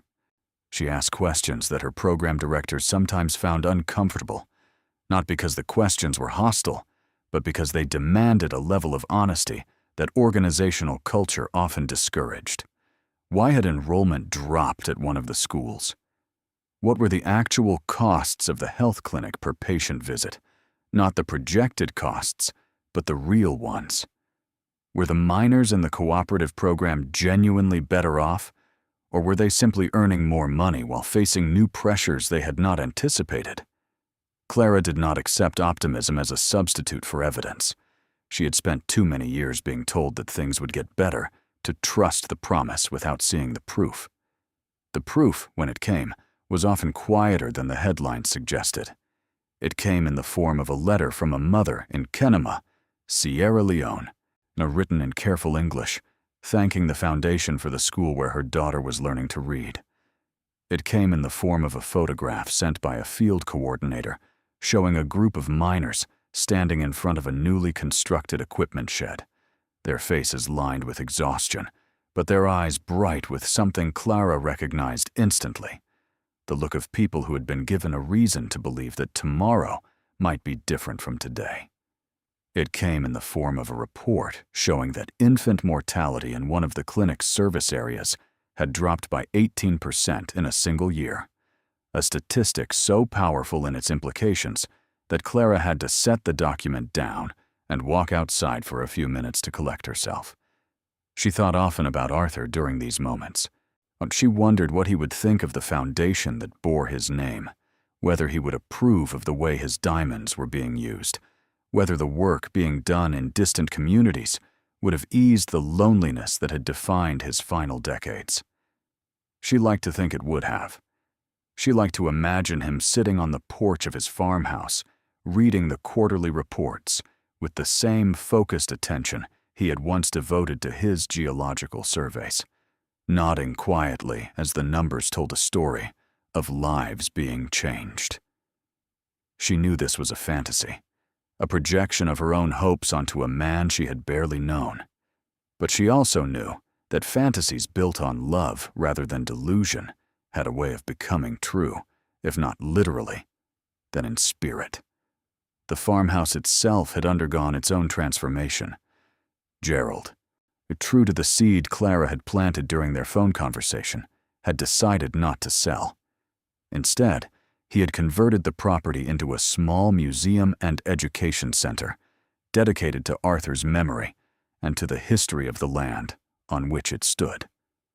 The renovation had been funded partly by Gerald's own savings and partly by a grant from the Bancroft Foundation, a collaboration that would have seemed impossible a year earlier, but that now felt entirely natural. Gerald had thrown himself into the project with an energy Clara had not thought him capable of, researching the property's history, cataloging Arthur's remaining possessions, and designing exhibits that told the story of the farm, the family, and the diamonds, with a respect and nuance that surprised everyone who visited. The museum opened on a warm day in late September, is exactly 1 year after Clara had first stood at the top of those cellar stairs and peered into the dark water.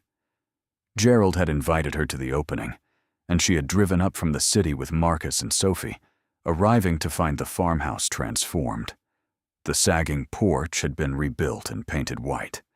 The overgrown yard had been cleared and landscaped with native plants. A sign at the gate read, "Bancroft Heritage Center," in clean, simple lettering, and below it, in smaller type, a quote from Arthur's journal that Clara had selected herself. "Wealth is not what you possess, it is what you can give." Gerald greeted them at the door, and for a moment, the two of them stood in the entryway of the house that had been the source of so much conflict, looking at each other with the careful, measured regard of people who had traveled a long road to reach an unexpected peace. Gerald extended his hand, and Clara took it. His grip was firm, his palm rough from months of manual labor, and when he met her eyes, she saw something she had never seen in him before. Gratitude. Not for money or recognition, but for the chance to be part of something meaningful. The chance to redeem a relationship he had nearly destroyed. The museum's centerpiece was the cellar itself. Gerald had preserved the hidden room exactly as Clara had found it, the steel shelving empty now but still standing, the concrete walls bearing the marks of Roy's jackhammer, the seam of the original partition visible where it met the older fieldstone. Visitors could descend the stone steps, walk through the main cellar where the water had once stood, and enter the revealed chamber where the diamonds had been stored.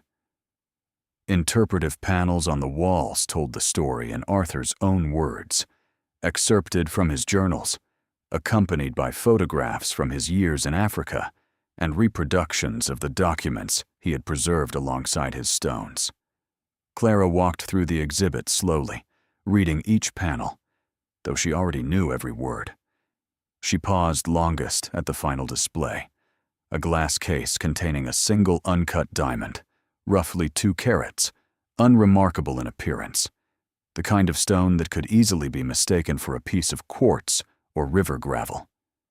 Beside it, a card read, "This stone is similar to the first diamond Arthur Bancroft ever held, given to him by a young boy in South Africa in exchange for bread and chocolate." It was this encounter that began a lifelong fascination with the beauty hidden inside ordinary things.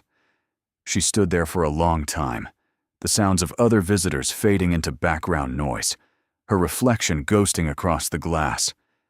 She thought about that boy, whoever he had been, long grown now, perhaps a grandfather, perhaps gone from the world entirely.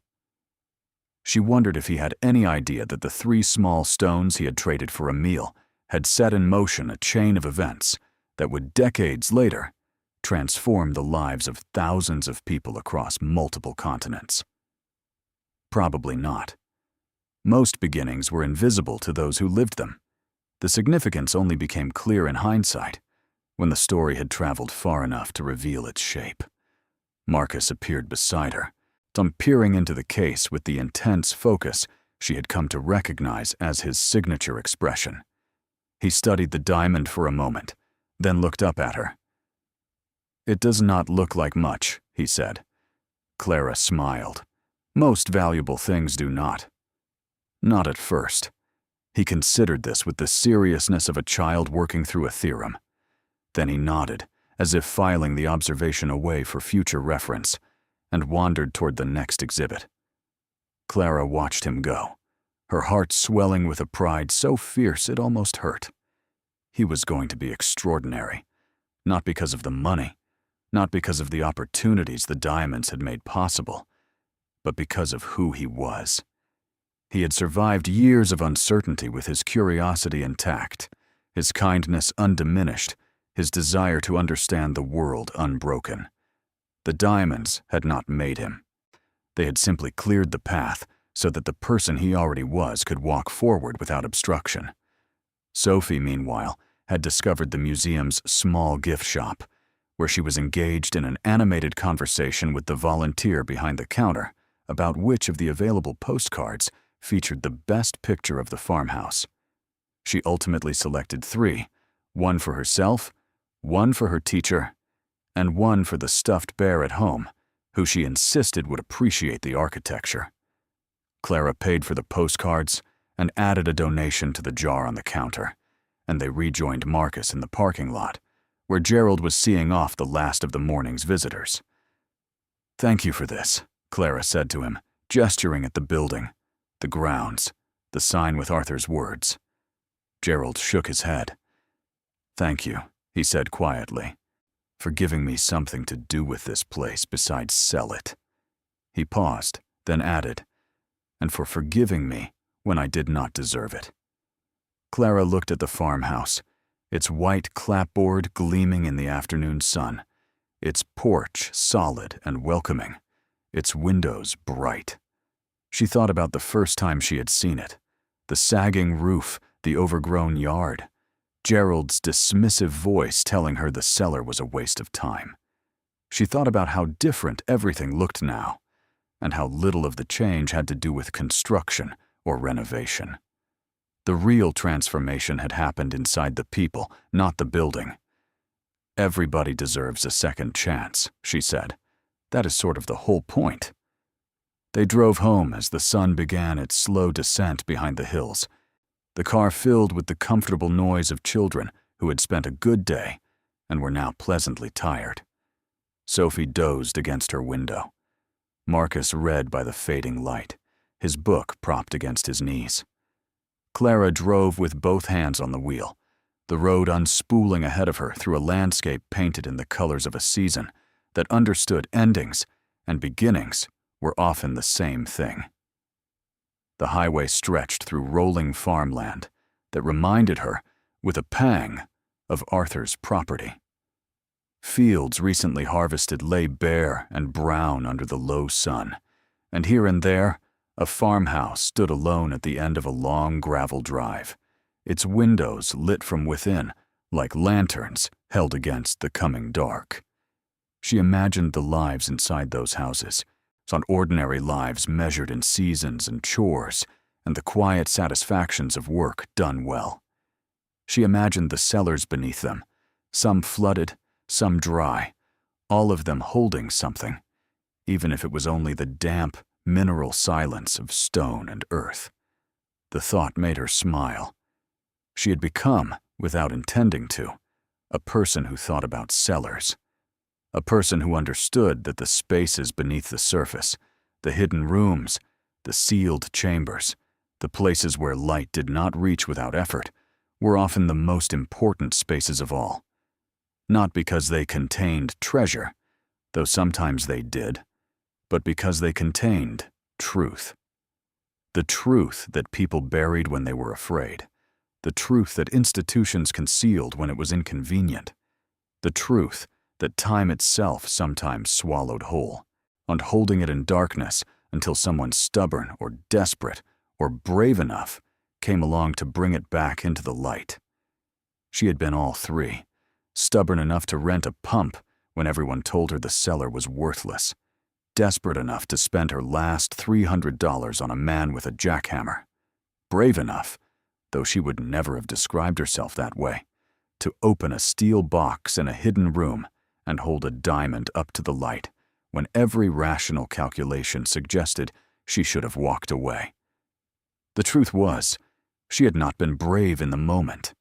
She had been afraid afraid that the sealed wall would lead to nothing, afraid that the boxes would contain junk, afraid that even if she found something valuable, the world would find a way to take it from her, as the world had taken so many things before. Some fear had been her constant companion through every step of the discovery, and it had not vanished when Martin Adler spoke the number. It had simply changed shape, morphing from the fear of having nothing into the fear of losing everything. But she had kept going. That was the part of the story she most wanted people to understand. Not the diamonds, not the dollar figure, not the dramatic reveal. The keeping going. The decision, made not once, but 1,000 times, to take one more step forward when every instinct screamed to retreat. That decision was available to everyone. It did not require an inheritance, or a cellar, or a dead uncle with a secret. It only required the willingness to believe, however faintly, that the next step might lead somewhere worth reaching. She thought about the people she had met over the past year who embodied that same quality. Dale, who had kept his hardware store open through years of declining business because he believed the town deserved a place to buy nails and garden hoses. Dorothy Hale, who had spent her retirement organizing community events that no one attended until suddenly, because of the community center, everyone did. Megan, the scholarship recipient, who had studied for her college entrance exams at a kitchen table in a house with no heat, her breath visible in the cold, her determination invisible but immovable. Amara Conte, who had turned down lucrative consulting jobs to build programs in communities that most of the development world had written off. Thomas Canu, who carved wooden boxes in his workshop after school and wrote letters to strangers because he believed that gratitude, expressed sincerely, could cross any distance. These people were not famous. They would never appear on magazine covers or be invited to give commencement speeches at elite universities. But they were the ones who held the world together, the quiet, persistent, unglamorous ones who showed up every day and did the work that no one noticed until it stopped being done. Clara had been one of them for years, and in many ways she still was. The money had changed her circumstances, but it had not changed her character. She was still the woman who woke before dawn, who packed lunches with handwritten notes, who sat on a slightly uneven chair drinking cold coffee while her children played. The difference was that now, the work she did every day extended far beyond the walls of her home, reaching communities and lives she had never visited, but that were connected to her through the improbable thread of 62 steel boxes hidden behind a concrete wall in a cellar in Pennsylvania. That thread was Arthur's final gift, not the diamonds themselves, but the connection they created. The web of relationships that had grown outward from the moment Clara opened the first box, linking her to miners in Sierra Leone, and teachers in Kenema, and council members in Ridgewood, and 1,000 other people whose lives had been touched, however lightly, by the ripple effect of a fortune released into the world with intention and care. She thought about connection a lot these days, about how isolated Arthur had been, how the secrecy that protected his treasure had also imprisoned him, cutting him off from the very relationships that might have given his life the richness he sought in stones. Arthur had spent decades alone with his diamonds, guarding them against a world he feared would corrupt them, and in doing so, he had missed the essential truth that the diamonds were trying to teach. That beauty, real beauty, the kind that catches light and breaks it into fire, cannot exist in isolation. It needs an audience. It needs hands to hold it, eyes to see it, hearts to be moved by it. A diamond locked in a box in a sealed room is just carbon arranged in a crystal lattice. A diamond held up to the light in a room full of people who gasp at its brilliance is a miracle. Arthur had understood this in the end, That was why he had left the cellar to Clara. Not because she was the most deserving, or the most qualified, or the most connected to him, but because she was the one most likely to do what he could not. To open the boxes, to break the walls, to hold the stones up to the light, and let the world see what had been hidden. He had given her not just wealth, but permission, the permission to live openly that he had never granted himself.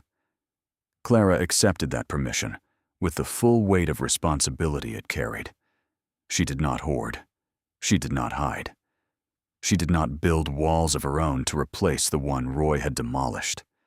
She gave, and she gave wisely, and she gave with the understanding that every dollar released was a stone held up to the light, a piece of beauty returned to the world that had produced it. As she thought about the past year, the way one might think about a journey taken through unfamiliar terrain, a series of moments that individually seemed impossible, but collectively formed a path so clear it appeared, in retrospect, almost inevitable. The letter arriving on a Tuesday, the drive to Ridgewood, the pump humming through the night, the mud on her boots as she descended into the drained cellar, the seam in the concrete wall, the first diamond held up to the lantern light, its interior fire blazing like a tiny imprisoned star. Martin Adler's pale face as he spoke the number. Gerald's fury, then his silence, then his phone call, the foundation, the schools, the clinics, the girl in Sierra Leone writing her name on a chalkboard for the first time, the museum opening with Arthur's words on a sign by the gate, when each moment had led to the next, with a logic that felt larger than coincidence. Clara was not a superstitious person. She did not believe in fate or destiny, or the idea that the universe arranged itself to reward the deserving. She had seen too many good people suffer, and too many careless ones prosper, to hold such a tidy view of how things worked. But she believed in something. She believed that the choices people made mattered, that kindness accumulated interest over time, and that the universe, while not fair, was at least attentive to those who refused to give up. Arthur had refused to give up. He had spent his life guarding a treasure he could not bring himself to share. But even in that guarding, there was a kind of faith, a belief that someday someone would come along who could do what he could not. That person had turned out to be Clara. Not because she was exceptional in any way the world typically celebrated, but because she was stubborn and patient and willing to drain a cellar full of dirty water on the strength of nothing more than a dead man's cryptic message. She will understand when she sees it. Yes, she had understood. And what she had seen was not just diamonds. It was the possibility that a life defined by struggle could become a life defined by purpose. That wealth, properly directed, could transform despair into hope on a scale that one person alone could never achieve. That an inheritance was not merely what you received, but what you chose to do with it. And that sometimes the most valuable things in the world were hidden in the places no one else wanted to look. The months that followed the museum opening settled into a rhythm that Clara found deeply satisfying. Not the frantic rhythm of her earlier life, where each day was a scramble to survive until the next, but a steady, purposeful cadence built around work that mattered and people she loved. She woke each morning with a clarity of purpose she had never experienced before, a feeling that the hours ahead were not obstacles to endure, but opportunities to use. The foundation continued to grow, but Clara was careful not to let growth become an end in itself. She had seen organizations expand beyond their ability to execute, their missions diluted by the sheer volume of programs they attempted to sustain. She preferred depth over breadth, by investing heavily in the communities where the foundation already operated, rather than spreading resources thin across new geographies. The schools in Sierra Leone added secondary education programs, allowing students who had completed primary school to continue their studies without leaving their villages. The health clinics expanded their services to include maternal care and vaccination programs. The cooperative lending initiative evolved into a full cooperative ownership model, with miners taking collective responsibility for their operations and sharing both the risks and the rewards. Clara hired a director of operations named Amara Conte, a Sierra Leonean woman with a background in development economics and a reputation for getting results in environments where results were notoriously difficult to achieve.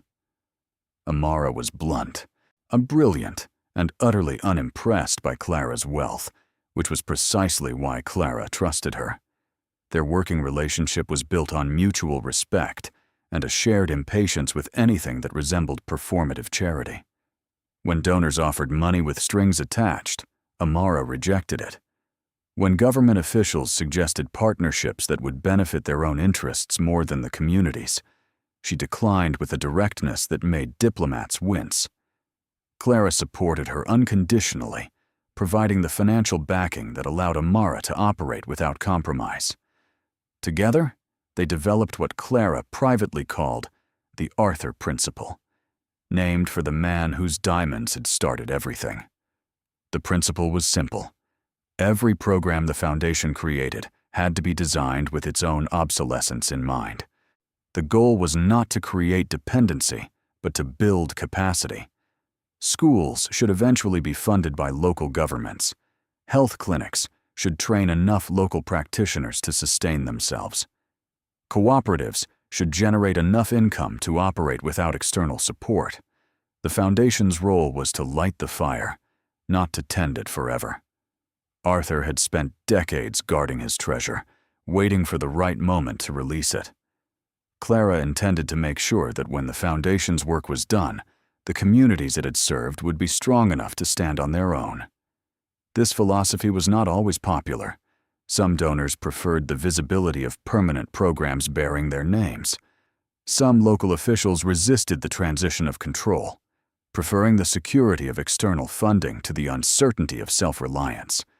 But Clara held firm, drawing on the same stubbornness that had led her to drain a flooded cellar when everyone around her said it was a waste of time. She had learned, through a lifetime of hard experience, that the most dangerous form of help was the kind that never let you stand on your own 2 feet. Back home, the children continued to grow in ways that delighted and occasionally alarmed her. Marcus, now 11, had developed a passion for geology that went beyond his school project. He read university-level textbooks with the same ease he had once read adventure novels, and he had begun corresponding by email with a professor at Penn State who had seen his school poster and been impressed enough to invite him to visit the department's mineral collection. Clara drove him to the campus on a Saturday in November, and she sat in the lobby of the geology building while Marcus disappeared into a laboratory with the professor and emerged 2 hours later carrying a small box of rock samples and an expression of pure, unalloyed joy. He was 11 years old, and he had found his calling. Not because his mother was wealthy, not because his great-uncle had collected diamonds, but because somewhere inside him burned the same fire that had drawn Arthur to that first rough stone held up to the African sun. The love of hidden things. The desire to understand what lay beneath surfaces that others took for granted. The faith that beauty existed in unexpected places, waiting for someone patient enough to look. Sophie, now 7, had narrowed her career ambitions from veterinarian or astronaut to veterinarian and astronaut, insisting that there was no reason she could not do both, preferably at the same time, in space, with animals. Clara did not argue with this logic. She had learned, through years of raising Sophie, that her daughter's imagination was not a thing to be corrected, but a force to be admired and, when necessary, gently steered away from experiments involving the garden hose and the electrical outlets. Clara herself had begun something she had not anticipated. She was writing a book. Not a memoir in the traditional sense, not a celebrity tell-all or a self-help guide dressed up in personal anecdote, but a quiet, honest account of what it meant to live in poverty, to inherit unexpected wealth, and to discover that the transition between the two was far more complicated than the world imagined. And she wrote early in the mornings before the children woke, sitting at the kitchen table with a notebook and a pen, the same tools Arthur had used to document his own journey decades earlier. She did not write for publication, at least not initially. She wrote because the story demanded to be told, and because she had come to believe that the most powerful stories were the ones that revealed the ordinary humanity beneath extraordinary circumstances. The writing forced her to revisit parts of her life she had sealed away as thoroughly as Arthur had sealed his hidden room. The marriage, the abandonment, the factory closing, the eviction notice, the nights of sitting alone in a dark kitchen, counting coins on the counter, calculating how many days she could stretch a loaf of bread. She wrote about these things without self-pity, but with unflinching honesty. And in the writing, she discovered something she had not expected. The suffering had not been wasted. It had shaped her into the person who could receive Arthur's gift without being destroyed by it. It had taught her discipline, resilience, empathy, and a bone-deep understanding of what it meant to have nothing, qualities that now informed every decision she made as the steward of a fortune she had never sought. She also wrote about the diamonds, not as objects of monetary value, but as symbols of something larger. She wrote about the conditions under which they formed, the crushing pressure and unimaginable heat required to transform carbon into crystal, and she drew the parallel that any reader would recognize, but that she stated plainly nonetheless. The most beautiful things in life are created under the greatest pressure. It was not an original observation, but it was a true one, and it was her truth, earned not from a book or a seminar, but from the lived experience of a woman who had been pressed to her breaking point and had emerged against all odds, shining. One afternoon in late November, Clara received a package in the mail. It was small, wrapped in brown paper, with no return address. Inside was a wooden box, handmade, its surface smooth and warm to the touch. She opened it carefully and found a note written on a folded piece of cardstock. The handwriting was unfamiliar, but the words hit her with the force of something long awaited. "Dear Mrs. Mosley," the note read. "My name is Thomas Kanu. I am a teacher at the Bancroft School in Kenema, Sierra Leone. And I'm writing to tell you that last week, one of my students, a girl named Fatima, read her first full sentence aloud in class. The sentence was, 'I am strong, and I am here.' When she finished reading, she looked up and smiled, and I knew that smile would stay with me for the rest of my life. I am sending you this box, which I made in my workshop. Inside it is a small stone from the riverbed near our school. It is not a diamond. It is just a stone. But I wanted you to have something from this place, so you would know that what you have built here is real, and it is good. Thank you for believing in us. Thank you for choosing us. With respect and gratitude, Thomas Kanu." Clara held the stone in her palm. It was smooth, gray, unremarkable. It weighed almost nothing.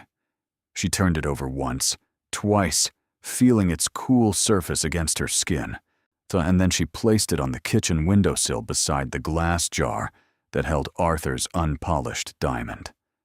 The two stones sat side by side in the afternoon light, one worth millions, the other worth nothing in monetary terms, both priceless in the only way that mattered. She stood at the window for a long time, looking out at the street where leaves gathered in the gutters, and children rode bicycles in lazy circles, and the ordinary, magnificent business of living continued, as it always had, and always would. She thought about Fatima, the girl who had read her first sentence aloud. "I am strong, and I am here." 5 words. 5 words that contained everything Clara herself had learned over the course of a lifetime, marked by loss and labor and love and the stubborn refusal to stop believing that something better was possible. She thought about Arthur, alone in his cellar, sealing diamonds behind a concrete wall, trusting that someday someone would come and find them and know what to do. She thought about the boy in South Africa who had traded 3 rough stones for bread and chocolate, never knowing that the transaction would echo across decades and continents. She thought about Gerald, hammering nails into the farmhouse porch, building a museum to honor the uncle he had once resented. She thought about Dale and Roy and Dorothy and Megan and Amara and Thomas Kanu and the girl named Fatima, all of them connected by a chain of events that had begun with a flooded cellar and a woman who had nothing left to lose. The chain was long, and it was still growing. Every diamond sold funded a program. Every program changed a life. Every changed life sent ripples outward into communities and families and futures that Clara would never see, but that existed because she had made a choice. The choice to drain the water. The choice to break the wall. The choice to open the boxes and face what was inside, not with greed, but with grace. She picked up the stone from the windowsill one more time and held it against her heart. Then she set it down, finished her coffee, and went to check on the children. Marcus was deep in his textbook. Sophie was explaining to her stuffed animals that today's experiment had been a complete success, though the precise nature of the success remained unclear to anyone but Sophie herself. That evening, after dinner and baths and the nightly negotiation over bedtime, Clara sat alone in the living room. The house was quiet, so the kind of quiet that once would have felt oppressive but now felt earned. She opened her laptop and checked her email, scrolling past the usual messages from the foundation's staff, the financial planner's weekly update, a note from Helen Bradshaw about an upcoming meeting with the IRS regarding the trust structure. Among them was a message she did not expect. The subject line read simply, "From your old neighbor." Clara opened it. The message was from a woman named Diane Hollis, who had lived 2 doors down from Clara's old apartment. Diane had been the one person in the building who, during the worst of times, had occasionally knocked on Clara's door with a container of leftover soup or a bag of outgrown clothes her own children no longer needed. She had never made a production of it. She had simply appeared, handed over whatever she had brought, and said something like, "I made too much again, figuring you might want some." It was the kind of generosity that cost nothing in money and everything in attention, the willingness to see someone else's need and respond without being asked. Diane's email was brief. She wrote that she had seen Clara's story on the news months ago and had wanted to reach out, but had not known what to say. She wrote that she was happy for Clara, genuinely happy, which Clara believed because Diane was one of the few people in the world who had never wanted anything from her except the reassurance that she and the kids were okay. She wrote that the old apartment building was being renovated, that most of the tenants had been relocated, and that she herself had moved to a smaller place a few blocks away. She did not ask for money. She did not mention the diamonds. She simply said that she missed hearing the kids through the walls and that she hoped Clara was well. Clara read the email 3 times. Then she wrote back, carefully, taking time with each sentence, the way she took time with the notes she tucked into Marcus's lunchbox. She told Diane that she was well, that the children were thriving, that she thought about the old building more often than she expected.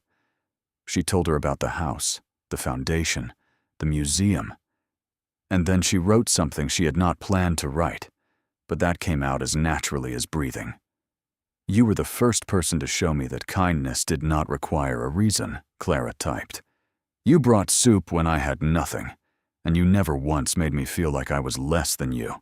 I have spent the past year trying to do for others what you did for me. Every school the foundation builds, every clinic it funds, every child it educates, started with a woman knocking on my door with a container of soup. You are more a part of this story than you know." She sent the email and closed the laptop. The room was dark except for the glow of the streetlight filtering through the curtains. She sat there for a while, thinking about Diane and the soup, about Arthur and the diamonds, about the strange, winding path that connected one act of kindness to another across years and miles and circumstances that no one could have predicted. The world wanted the story of the diamonds.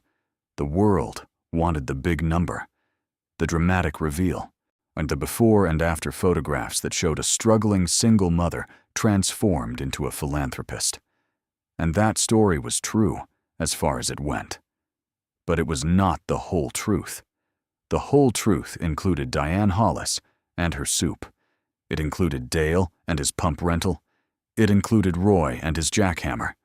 It included Dorothy Hale and her folding chairs. It included Thomas Kanu and his wooden box. It included every person who had ever extended a hand to someone who needed it, expecting nothing in return, trusting that the gesture mattered even if its impact could not be measured. The diamonds had given Clara the power to amplify those gestures, to scale them up from a container of soup to a network of schools, from a kind word to a scholarship, from a single act of generosity to a foundation that would outlast her own lifetime. But the impulse behind it all, the basic human impulse to see someone in need and respond, that had existed long before the diamonds and would exist long after they were gone. The diamonds were the instrument. The music had always been there. Clara thought about that often. She thought about it when she signed checks and reviewed budgets and sat in meetings where people spoke in percentages and projections. She thought about it when she walked through the communities the foundation served and saw children laughing in schoolyards that hadn't existed a year before. She thought about it when she tucked her own children into bed at night and stood in the doorway, listening to their breathing, steady and peaceful, the breathing of children who knew they were safe. The music had always been there. The diamonds just turned up the volume. Clara leaned against the doorframe and watched them, her two miracles, her two reasons, her two proofs that the world, for all its cruelty, still produced moments of such pure and unearned goodness that the only reasonable response was gratitude. The diamonds were safe. The foundation was growing. The children were thriving. The story that had begun with a letter on a Tuesday had become something larger than any single life could contain. It had become a legacy, not of wealth, but of purpose, not of stones, but of the lives those stones had touched. And somewhere, in a glass case in a museum in Ridgewood, Pennsylvania, a single uncut diamond sat beside a card that read, "This stone is similar to the first diamond Arthur Bancroft ever held." Visitors paused before it every day, reading the words, studying the stone's rough, unpromising surface, and wondering, as Clara had once wondered, what beauty might be hidden inside. Most of them walked away without an answer, but a few, the ones who looked longest, the ones who leaned closest, the ones who understood that the most valuable things in the world were the ones that required patience and faith and a willingness to see beyond surfaces. Those few walked away changed. They walked out into the sunlight, carrying something they could not name, something they had not possessed when they entered. A feeling, a whisper, a quiet, unshakable certainty that the world held more treasure than it showed, and that the people who found it were not the lucky ones, but the brave ones, the ones who drained the water, the ones who broke the wall, the ones who opened the boxes and chose, against all reason and expectation, to share what they found. Clara Mosley was one of those people. And her story, the story of a woman who inherited a flooded cellar and discovered $307 million in diamonds, was not really a story about diamonds at all. It was a story about what happens when the world underestimates someone who refuses to be defined by what she lacks, and what becomes possible when that someone is finally given the chance to show what she carries inside. The cellar was empty now. The water was gone. The diamonds were scattered across the world, transformed into schools and clinics and scholarships and the quiet, steady work of building a future worthy of the past that had produced it. But the story lived on, passed from person to person, retold in kitchens and classrooms and community centers, each version slightly different, but each one carrying the same essential truth: that sometimes the greatest treasure is found in the places everyone else has abandoned, that sometimes the person best suited to find it is the one nobody expected, and that sometimes a flooded cellar is not a curse at all, but a door, waiting for the right person to open it. Clara Mosley opened that door. She opened it when nobody believed she should. She opened it when the people around her laughed, and the cousin who got the house called her foolish, and the bank account showed $342, and the eviction notice sat on the counter, and the children needed new shoes, and the world offered nothing but reasons to turn around and walk away. She opened it anyway. She drained the water. She broke the wall. She held a diamond up to a lantern in a room that smelled of concrete and time, and she did not drop it. She did not run. She did not collapse under the weight of a number so large it could crush a person who was not prepared for it. She stood. She planned. She gave. She built. She remembered. She honored. And she raised 2 children who would carry the story forward long after she was gone, not in the form of diamonds, but in the form of the values those diamonds had funded: kindness, generosity, the stubborn belief that every person deserved a chance, and that the people who gave those chances were the true treasures of the world. The cellar was empty now, but the story it had held was everywhere, alive and growing, unstoppable as light through crystal, beautiful as fire trapped inside a stone. Adam, thank you so much for watching until the end. If you loved this story, check out the other videos on your screen now. I think you will really enjoy them. And do not forget to subscribe if you have not already. See you in the next story.